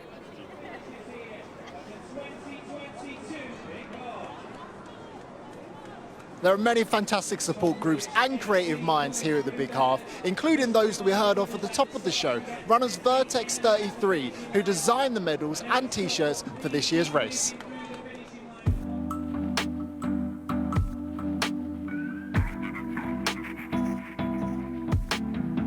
Hi, I'm Zach Timmel. I'm co-founder and creative director of Vertex 33. My background is in fashion and media. Hi, I'm Mo Abdin. I am co-founder and health and wellbeing expert of Vertex 33, and my background is in fitness. Hi, I'm Kiko. I'm the co-founder of Vertex 33 and I do the creative direction. My background is graphic design and I do screen graphics for films. So the partnership with Vertex came about due to the fact that I've known these guys for some time through the running community. I've wanted to kind of build a collaboration which went beyond participation in our events. So for us, this is really about authentically aligning our values and looking at how we can work together to improve representation, to look at the amazing talent within our community to support these events to be more inclusive, more diverse. We tried to think viscerally on our experience of running the Big Half and encapsulate those moments surrounding the race. Coming from a graphic design background, especially someone who's super inspired by title designs, I focused more on people like Saul Bass and looked at how shapes are formed in his animation that give a sense of dynamic movement. In our initial design exploration, working within the brand framework of LME, we pitched around 49 different concepts, whilst being in 3 different time zones in London, LA, and Dubai. In hindsight, maybe it was a bit too many, but exploring thoroughly was very important to us. So I actually ran the route by myself. Without the crowd, without the community, there isn't much of the half marathon spirit, and so we decided to bring as much collaboration into the final design. So with the mosaic design, you'll see, buntings and you'll see trees, and that drew inspiration from the route itself. And it's nothing like running the route alone compared to running the route on the day with thousands of people. When exploring colour theory, it was important to relay that energy you receive from the community in the build-up. We wanted to broadcast warmth and vibrancy through the prints and patterns. We cycled through many different combinations to provide that context of joy and celebration. What a better way to do that than to bring in a creative team to design the finisher tees and medals for the first time in London Marathon events history. I think the creativity that the Vertex team have brought to the table has been really inspiring, and they've created some amazing designs which they've shared with us, and we've worked really hard together to kind of create something that hopefully really resonates with the community that we want to engage in our event. So we're really looking forward to sharing that with everyone. Lots of big names taking part in the Big Half, including this fella, Harry Judd. Hello. Yeah, huge names, Jenny, huge. How are you feeling? I'm good. I'm feeling okay. It's a beautiful morning, beautiful setting. As always, these events, the atmosphere is incredible. So, yeah, we're all here to do our best, hopefully raise some money, have a good time. When you've been playing with the band and doing loads of gigs, does anyone come out on training runs with you? Do you know what? The boys have been out on a couple of training runs with me. The recovery runs, the slower runs. We were out on tour in Brazil and I got all 4 of them out with me. They finished at different times, but it's not about how fast you go, as you know, Jenny. Yeah, it's been really nice to have some company, actually, whilst running. I love how McFly have become like this really fit, healthy band as well. Who are you running for, and what's the reason for you taking part in all these races? Because you're doing London as well, aren't you? Yeah, I'm doing the London Marathon and I'm running for the Children's Trust. It's an incredible charity that helps children with neurodisabilities and brain injuries. So, yeah, that's my main motivation. But as I'm sure a lot of people have done marathons or half marathons before, it becomes a huge part of your life, and the training really takes over. But I'm really enjoying it. It's such a positive thing to do. Running is an incredible thing. I mean, the community of runners, everyone is so encouraging, and I think it's good to challenge yourself. It is a huge challenge, and hopefully people are inspired by that challenge and they'll donate lots of money. And obviously having 3 young children, getting up and getting out there in the mornings sometimes gets you off the hook. It's perfect timing. I like to go around sort of 5 o'clock, around tea, bath time, bedtime. It's a good time to go for a run, I find, yeah. But Izzy's so pleased with you. I just got a good luck message from my wife and children, so I think because it's a race event today, they're feeling proud and wishing me luck. So good luck from me and from everyone else as well. Thank you, and good luck to everyone else running today. Cutty Sark then awaits the 13,000 runners out on the course. We had over 20,000 applications for the various events this weekend, and a great turnout of over 13,000 actually turning up on the day. Sunshine just starting to glint through on this London Sunday morning. And well, the clock you can see there, this is a live clock, just flicking round to an hour and a half, and anybody finishing, Joe, a half marathon in under an hour and a half is impressive. Yeah, very impressive. And of course, these runners started off in 11 different waves, so some of them will be started at different times than others, and they'll have their own clock going. They'll have their chip on their number, giving them exactly the time that they went from the start to the finish. But yeah, it's great to see people out there enjoying themselves, getting personal bests, running for important charities. It's just a real festival atmosphere of running. It's absolutely fantastic. How addictive is running? Oh, very, because it's not just about your performance and you're getting your PBs, it's all the wonderful people you meet, all the camaraderie, just how good it makes you feel, how good it is for your mental health, and yeah, so many benefits to be had. I definitely recommend it. Well, from the couch to 5K, which many of you will be familiar with, you can then move on to a 10K, and for many people, they've graduated, if you like, to the half marathon today. And then there's the big one, isn't it? There's always something else you can do if you really get the bug, and many people do. So well done to all those taking part today. See people out there enjoying it, and like you say, a lot of runners out there will be using this as a stepping stone to the London Marathon, and this will be an important part of their preparation and seeing where they're at. Refueling, very important indeed. I can see the sunshine has started to come out. It was a fairly overcast day today when we started out here in East London from our commentary position, but dry and almost no wind at all, and perfect conditions, not too warm. Many of these people looking for personal bests or just getting through and just running the 13.1 miles. Not to be underestimated, I have to say. Yeah, definitely. I think it's an easy thing to do. It's not, 13.1 miles is not an easy task. Yeah, and for a lot of the runners, they'll need their fueling strategies for this race as well as going forward to the marathon, and a lot of them will be using this race to practice those fueling strategies, taking them forward to the marathon. But yeah, the London Marathon Charitable Trust do a great job with all these events, and the money goes towards many fantastic projects, including the London Marathon playing fields in Greenwich, improving Thunder Basketball's venue in Lewisham, just to name but a few, Corn Street free exercise session for the over 50s. So much good comes out of these events that goes forward to local communities to provide sport and activity for all, and that's what it's all about. Plenty of smiling faces, and well, Tower Bridge is really very much the epicentre, if you like, of this course, as it is for the London Marathon. Tower Hotel, which has been there since what, the late 1960s. It's changed hands many times over the years, but it's all part of the landscape and the backdrop of the London Marathon course.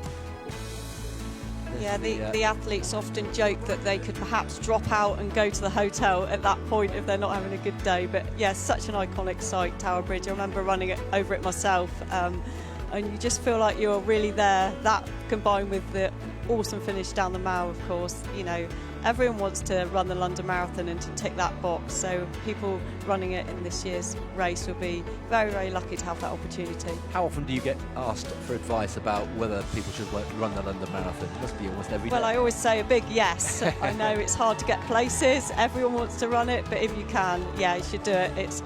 It's a life moment that you'll never forget, all those memories that you get from taking part in such a wonderful occasion. Well, these runners are almost there. They've got just a few hundred metres to the finish line. So these runners just approaching the finish line here in Greenwich. We've got Jenny Falconer out on the course with people earlier on the course. Let's hear what she's been saying. Yep. Look at this group, Emancipated Run Crew. Hello. I tell you what, we don't need crowds with you lot here. You are as live. Trojan, tell me about Emancipated Run Crew. Good morning. We are ERC. We are here to encourage black and brown people to run and take part in sports at events like this. How are you all feeling today? We are pretty excited, raring to go, and ready to run. Yes. I mean, it is brilliant. I love the whole We Run As One campaign as well. Tell me a little bit how that helps you all. We Run As One is about community, about belonging, about bringing people together of all shapes and shapes and sizes and speeds. And we, as you can see behind us, we want to belong to the wider One community and represent. Are you all feeling good? Are you excited? Very excited. My sister and I haven't had any sleep. Are you two sisters? Yeah. Oh my As well as that little one there. Okay. So we've got, it's like a family thing here together. Okay, well look, I hope you all do well out there. Are you going to run together? Yes, we are. Well, most of us will. Some speedy ones will leave us behind and wait for us at the end. No one gets left behind. But no one gets left behind. One quick question. What do you do afterwards? Just go home to bed, or is there a bit of... Oh, no. No. We're going to party with the Wonderbolts, who you spoke to earlier. We're going to tear this party upside down. Good luck. Enjoy it.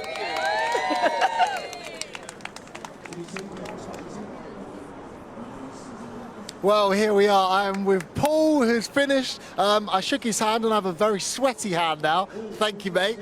How was the race for you? It was very good. Great conditions, very well organised. I had a lot of fun.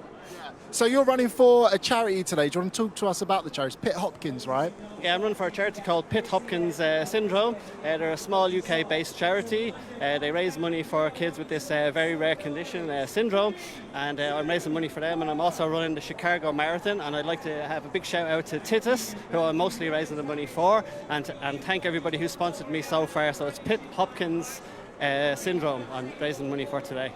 Oh, incredible. So maybe your hands are sweaty, but you don't seem necessarily tired, and you've got the Chicago Marathon coming up as well. What was your kind of training going into this? Did you feel pretty prepped for today? Yeah, I've got a coach called Coach from Running for Real. He's an amazing coach, so he's helped me out a lot. And I just keep training. I've run a few marathons before, so yeah, it's just good fun. I enjoy doing it. So you're doing the Chicago Marathon, I'm doing the London Marathon. Any tips? Because I feel you're very good at running, I feel like. So any tips that you have? Talk to me. Yeah, just take your time. Don't go off too quick like everybody else. Just take your time. It's a long run, 26 miles, Run it wisely. And hydrate. And hydrate. I find it so hard, though, when you come to amazing events like this, the atmosphere, you just want to sprint off and straight away to get to halfway. You're like, oh. So, your advice is just to keep it kind of slow at the start and build into the race. Yeah, exactly, because it's a long race, you're going to feel good up until about halfway around, and that's when the real race starts, and you don't want to bonk at mile 21, 22 and have to stop, so just bear that in mind, and practice your long runs. Paul, thank you so much, mate. Appreciate that. Back to you guys. Now, you know what it's like when you're running a half marathon, you go to bed early, you have a good night's sleep, but not this man, not Jeremy Joseph, no. 2 hours sleep. 2 hours. I was with the Vivian last night, so it was a bit of a drag race night last night, and now here 2 hours. That's why I've got bags under the eyes. I need to be sponsored by, I don't know, Botox or something. Well, I think you look good on only 2 hours sleep, I've got to say. I can't believe you were working at the club last night. Well, girls got to earn a living. No, I mean, that's the way it is as well. Even on London Marathon Day, it's literally a few hours sleep, straight down to the start line, then I'll sleep this afternoon. Yeah, well, you'll deserve a sleep by then as well. I've seen you out training, obviously. I've been running as well. I've run past you a few times. You've been taking this very seriously this year. I got set a new training program by Hughes, the CEO of the London Marathon, and it's quite a scary one because he's made me do my 20-mile run already, which is like the earliest I've ever done it before. So I'm a bit nervous, but I'm going to, he's more experienced than me, so I'm going to follow his lead. But I think it's a lot scarier this year. I'm very nervous. And the big half, have you done that before? This is now, I do it all the time. I think it's my fourth or fifth, but this to me is like the guide of what your time is going to be for the London Marathon. So if I can do a good time today, that means maybe I can go for sub 4 on Marathon Day, but I don't know. I'm going to see how I feel. I kind of decide 2 miles in, so I'll run 2 miles, keep looking at the Garmin and go, okay, I can do well today, or if it's slow, go, let's just finish it. Well, look, I wish you the best of luck out there. I'll be watching out for you, and I'll see you at the end, Jeremy. Smash it out there, okay? Thank you. Don't fall asleep. Sponsor me. It's so nice, isn't it, to hear from the various well-known celebrities out on the course, and indeed all the runners who have completed the course today. The big half starting to gain a real reputation here, becoming a regular fixture in the calendar in road racing in London, and perfectly placed, of course, as a warm-up event for the London Marathon in a few weeks' time. 2nd of October, put it in your diary. So let's just remind you, if you were with us earlier today, what happened in the wheelchair races. A great field, David Weir and Eden Rainbow Cooper amongst the big names on the start line. David Weir, of course, 43 years old now, going for a second victory and looking to make up for the disappointment of the puncture in the Commonwealth Games. John Boy Smith, who won that race in Birmingham, Joe, was looking to make it 2 out of 2. But David Weir, how impressed were you with him today? I was so impressed. He put that disappointment behind him, and he showed that he's got that sprint finish, even though he's competing against Danny, who's got the talent of those shorter distances. He had that finish at the end, and that's what David seems to be able to do. Whichever the distance, if he's there at the end, he's hard to beat. Well, he was there at the end, and here he is coming through, traced and tracked all the way by Danny Sidbury. And a course record, 47.18, a big course record. And Rainbow Cooper, Eden Rainbow Cooper, came through, equaling the course record of Manuela Scher, 56.39. Brilliant performance by Rainbow Cooper. Well, afterwards they got their medals. There they are, and £3,000 of prize money. And afterwards spoke to Jenny Faulkner. Huge congratulations to our winners, David Weir and Eden Rainbow Cooper. Congratulations. How are you feeling? Feeling great. It's nice to have some good weather. The roads seem to be pretty decent. No punches. Happy with the time as well today. I mean, time-wise, let's just discuss that new course record. What, like 1:17 faster? I mean, that's good. Yeah, that is good. I didn't realise that. And me and Danny was talking on the course, and we were saying it doesn't feel that quick, but that's the signs to say that we're pushing well and we're quite fit. So, yeah, it's nice to get a course record. And I think Marcel had the course record when we did the first ever London Big Half. So, yeah, it's nice to get something back from Marcel, yeah. And how did you feel? I mean, you were smashed at the end. You looked really strong when you finished. Did you feel that way? Actually, I was worried about the sprint finish because Danny's a really strong track racer at the moment, and he's pushing the top guys in the world on the track. So I raced him last week in Switzerland on the track, and he beat me by miles. And so that was on my mind, but I felt pretty confident and at the end, and I seemed to be climbing well as well because Danny's really light, so I knew that he'd be climbing well. So it was just these little things are nice to know in the next couple of weeks going into the London Marathon. A busy few weeks ahead, isn't it? Yeah, busy few weeks. We've got Great North next week, a week off, and then Berlin and then London. Amazing though. Well, look, Eden, congratulations. We've had a third before, we've had a second, but now, yes. Finally, it's been a very long time coming, so I'm really excited that I managed to get it first, and I think I got a personal best as well, so very happy about that. And a little bit of a back and forth between me and some of the guys on the last few miles, so I was very happy to be able to sort of just ease in front of them at the end. How was it? What was the atmosphere like out there? It was absolutely electric. There were people everywhere, people shouting for you and clapping for you. Seeing runners on the other side, there's a lot of loop around, so having those people sort of cheer you on, it's really encouraging, and it's just sort of great to get our Parasport out there for them. And your next race is? It will be, the Great North next weekend, and then we've got the London Marathon coming up as well, so hopefully we'll see how those goes, but well. Well, no rest, but this is just the start of it. Good luck, and thank you. Well done today. Congratulations. Yeah, congratulations to David Weir and Eden Raiden Cooper. Course records both. And, finishers still coming in thick and fast. What are we, 10:15 in the morning? It's not bad, is it, Joe, to have completed a half marathon before 10:30 on a Sunday morning? I know, they'll feel good when they get home, won't they? Put their feet up and think what a great achievement they've just had finishing this wonderful big half marathon. Bacon sandwich? Maybe that's not the most advisable refueling food, but I'm sure it would do for a lot of them. We talked a lot about nutrition, didn't we, in the context of Eilish McColgan. Just remind us, what would be your general pre-race breakfast or nutrition? I mean, I'd go for something simple like, a little bit of porridge or a bit of toast with some nut butter on. But it's the timing as well, leaving at least 3 to 3.5 hours before, and maybe a little snack sort of 90 minutes before. But everyone's different. You need to find out what works for you, practice it in training, and get your race strategies all prepared so you can run well on the day. Yeah, brilliant performance from these athletes, still coming in and enjoying themselves. 1:45 approaching. Well, earlier today we had a thrilling race in the men's elite, and here we are on the start line. So Mo Farah looking for another victory here, a third victory, and of course Eilish McColgan was the headline act in the women's race.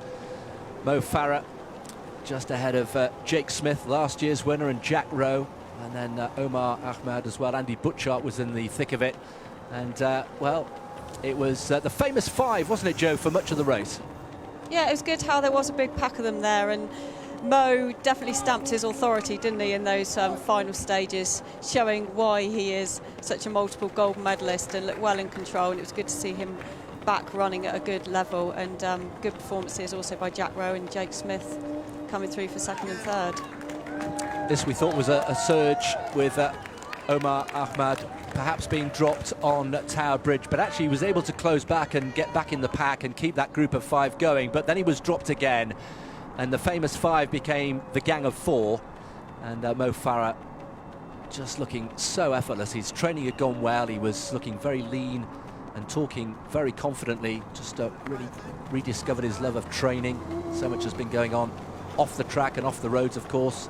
But then he made this decisive break. We wondered whether it was just a surge. You wondered whether the others would come back at him, but it was a decisive surge in the end. It was decisive. He put in that surge, but they couldn't close it, and there he is. Well, Mo Farah then coming home 61.48 for a third victory in the big half, and afterwards he spoke to Jenny Faulkner. Here he is, Mo Farah. Oh, congratulations. Thank you. Only your third time. You remain undefeated. How does that make you feel? No, it's nice to be back. I love this course and come back to London. Honestly, I love the streets of London, how, you know, everybody comes out, keep cheering your names. And today it wasn't easy, but most importantly, I think it's the win, and just nice to be back. Mo, we were watching you, and you were kind of letting other people go ahead, and then at 10 miles, boom. Was that all part of the plan? I think the key thing for me was try and win today, no matter what happened. But at the same time, it was nice to have Andy Butchart as a training partner, and Jack, who's been doing a bit of training with us in front remote. So I knew that them two guys would be the guys, and also Jake Smith. I didn't know what kind of shape he was in, but most importantly today was just play around with it, pick up my drink, all practice towards London Marathon. 4 weeks today. How are you feeling about that? No, I'm excited. I'm looking forward to it. Last 7 weeks it's been good. Got good, consistent training going. So I'm happy where I am. The next step is this afternoon I'll fly out back to front remote and get ready for the next 4 weeks and just head down and see what I can do.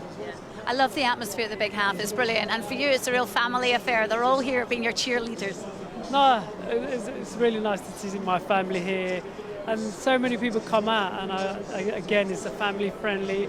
But most importantly, you know, for me, the streets of London, just the support and the atmosphere is brilliant. It's just once it makes you feel come back every year again and again. So you can really sense it when you're running as well. You're not so in the zone that you can't kind of see them all. Yeah, no, you can feel it. It's incredible feeling. There's a little bit parts of the course where it's quiet, but mostly, you know, you get people looking out the window, cheering out your name. You see the flags coming out, and everybody's just in a happy spirit, which is nice to see. It's been so long.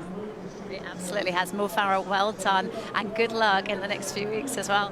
Cool, thank you. Cheers, thank you. Well, here we are. We are with Harry and George, lads. How are we feeling after that? Well, I felt better, yeah. It was hot out there, wasn't it? Yeah, sort of muggy. I'm pretty tired, but fun. Good crowds, good route. Oh, great race, and both of you, you're doing it for two great causes as well. Let's start with you, Harry. Who are you running for today? I'm running for the Children's Trust. I'm also running the marathon, the London Marathon in October. So, yeah, the Children's Trust, amazing charity. They help children with neurodisabilities and brain injuries. So, yeah, check out my Just Giving page. It's Harry Judd, / you know the score, something like that. / you know the score. I love that. Go on, George, how about you? I'm a patron for the Huntington's Disease Association, so I'm raising money and awareness for them. I'm also doing the London Marathon, and if you would like to donate, you can go to my Just Giving page, which is on my social media and stuff. Well, like you two, I'm doing London Marathon as well, so up for Diabetes UK. So I'll see you two there. Who got the faster time out of you two? Yeah, I think you just got me at the end. But I mean, today was all about the London Marathon. It's all part of our training program, right? We didn't want to go all out, but to be honest, I'm still pretty knackered after that. And what time are you aiming for the London Marathon? Oh gosh, I haven't done a marathon for a few years, so I'm around 3:15 maybe if I have a good day.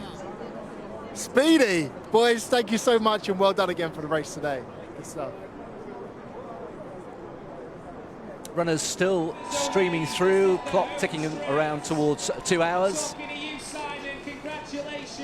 Let's just remind ourselves of what happened in the women's race. We've already heard from Mo Farah. It was all about Eilish McColgan, of course, making her debut here in the big half, trying to continue this glorious summer. Charlotte Purdue going for a possible 4th victory. Samantha Harrison also in the mix.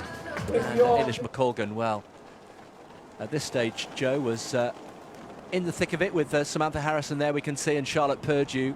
And what did you make of her performance? Absolutely awesome. After that long track season she's had, to produce a performance like that was absolutely brilliant. Charlotte Purdue just 3rd from left of picture there. At this stage, going through the early stages, but then Eilish McColgan, once they got into Canary Wharf, negotiating those tight bends really nicely, and she started to stretch away, and the lead just got bigger and bigger.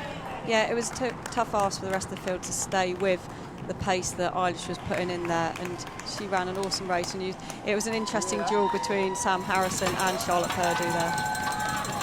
Well, Eilish coming off Tower Bridge, still looking full of running, fresh from the success of the summer, of course, and then the training camp last week in St. Moritz at altitude, 1,800 meters coming down. Really enjoyed her time there, just gave her an extra little boost.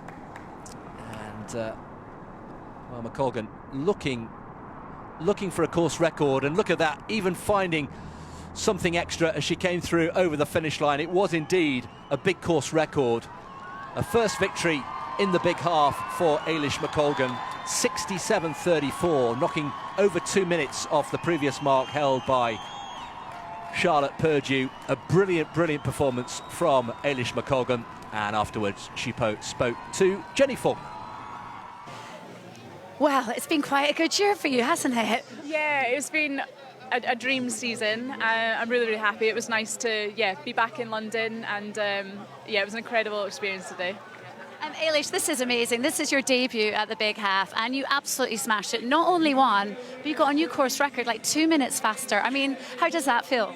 Yeah, honestly, I'm so happy. Like, I didn't know what to expect today. As you said, it's my first time on this course, and I had so many people message me on Instagram saying, like, this is this part, there's cobbles here, there's a tunnel here. So I felt like I'd seen all the landmarks, but putting it all together today was, it was a cool experience. And the crowd were amazing. I had people cheering, shouting, "Go on, Liz," halfway through as well. So I was trying hard not to smile and laugh. I was like, right, focus. But it was really cool. And to run a 2 minute course record, I can't ask for any more today. I mean, it's mighty impressive. I've got to say, you've had such a busy season as well. I know that you've said you're not overly tired, but you've bowed out of the marathon for now as well. How are you feeling about that? Yeah, it's disappointing. Like, if it was up to me, I'd probably try and just batter on and muscle through it, but I just know that's like my heart speaking, and not the sensible decision is to get everything right for April. And the good thing is it's only 7 months from now, so it's not like I have to wait a full year. I think I'd be more frustrated if I had a full year to wait. So it was cool today to come here to still get another race on the streets of London, half the distance, so hopefully in April we'll be able to go the full way. Now, your medal collection's looking pretty impressive. Must be weighing your bags down somewhat now. Do you actually get to have a rest now? Will you get a holiday, for instance?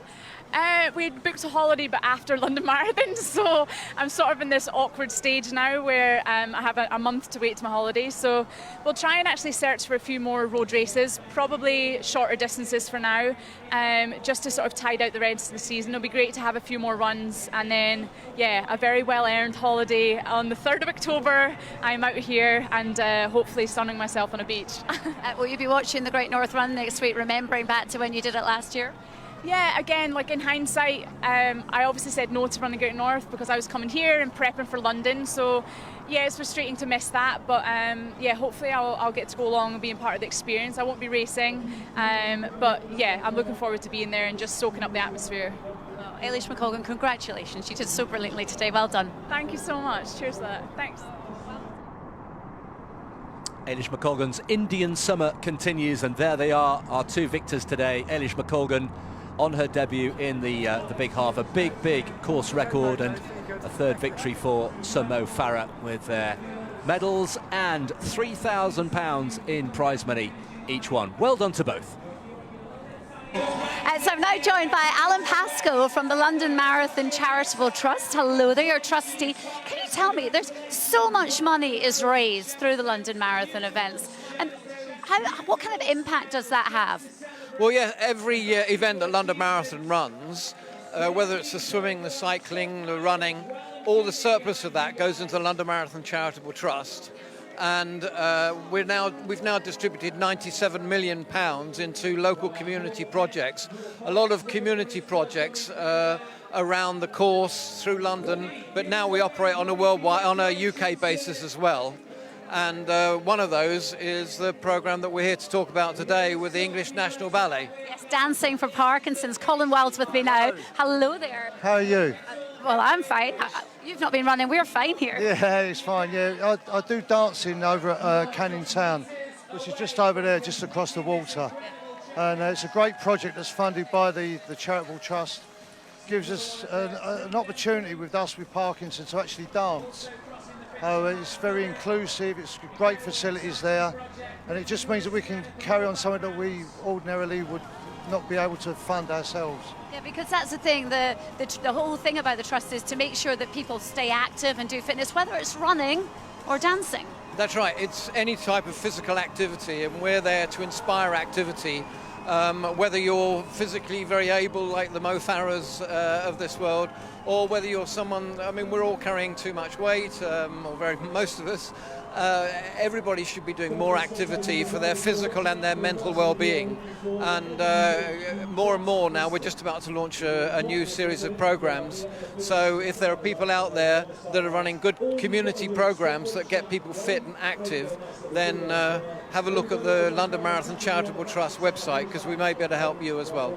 And Colin, can I ask you what a difference dancing and moving makes to you, having Parkinson's? For me, and also those with a lot of neurological conditions, to do physical exercise, it improves your posture, your balance, your coordination. It gives you great confidence. And we're not going to hide away. We want to go out there and exercise. I mean, I was saying to my wife this morning, I'm being interviewed, and she said, make sure that you tell them we look forward to it. So I'd like to thank the Trust as well publicly on behalf of a lot of us who are funded by them. They do a great job. I hear as well that it's such a good class, the dance class, that you even occasionally miss going to your football matches. Yeah, well, I support a great team in East London called West Ham, and I miss some of their games because I get a real sense of community out of it. With Parkinson's, it's quite easy to just hide away, but we're not going to. And the classes that these guys fund and other activities, it's not just dance, it's running, it's cycling, it's the whole thing, boxing as well. It's important to get out there and do what these guys are doing now, look at the crowds as well. It's absolutely superb. Colin, Alan, thank you so much. Thank you. Thanks very much. Runners still coming through. We've had a wonderful day here at the 5th running of the big half. 3 course records out of the 4 elite races. Joe Pavey alongside me. A final thought from you.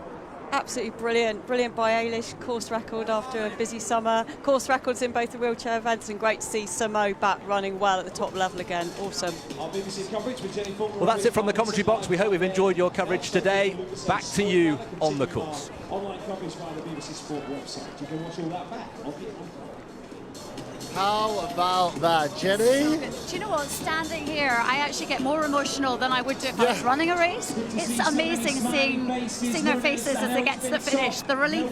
Yeah, and literally at the finish line as well, you're seeing people finish and just completely exhausted. And you're like, I want to give you a hug, but you're so sweaty. So, How good did Eilish and Mo do? And David yes, and yeah. Eden. That So was impressive. incredible. So good. Well, Jenny, it's been so good to do this event with you as well. We haven't gone out for a run yet. No, we I'm waiting haven't. for the invite from you because you go on some epic runs. Okay, we'll sort that out then, Yeah? without a doubt. We'll do that. Good luck with London Marathon, which is Thank you very much. 4 weeks today. I cannot Yeah, believe I know, it. it's mental. I saw your video at Buckingham Palace and I was like, wow, we're actually running through that. It makes you quite amazing. quite But Jenny- nerve-wracking to, yeah. to know that there's only 4 weeks, but it's the best Yeah. day, so yeah. I think we Good got luck it. to We you got if you're this. running. Thank you so much, and we'll see you on the next one. Welcome to the Big Half 2022. And we are underway, and the wheels are turning, the arms are pumping.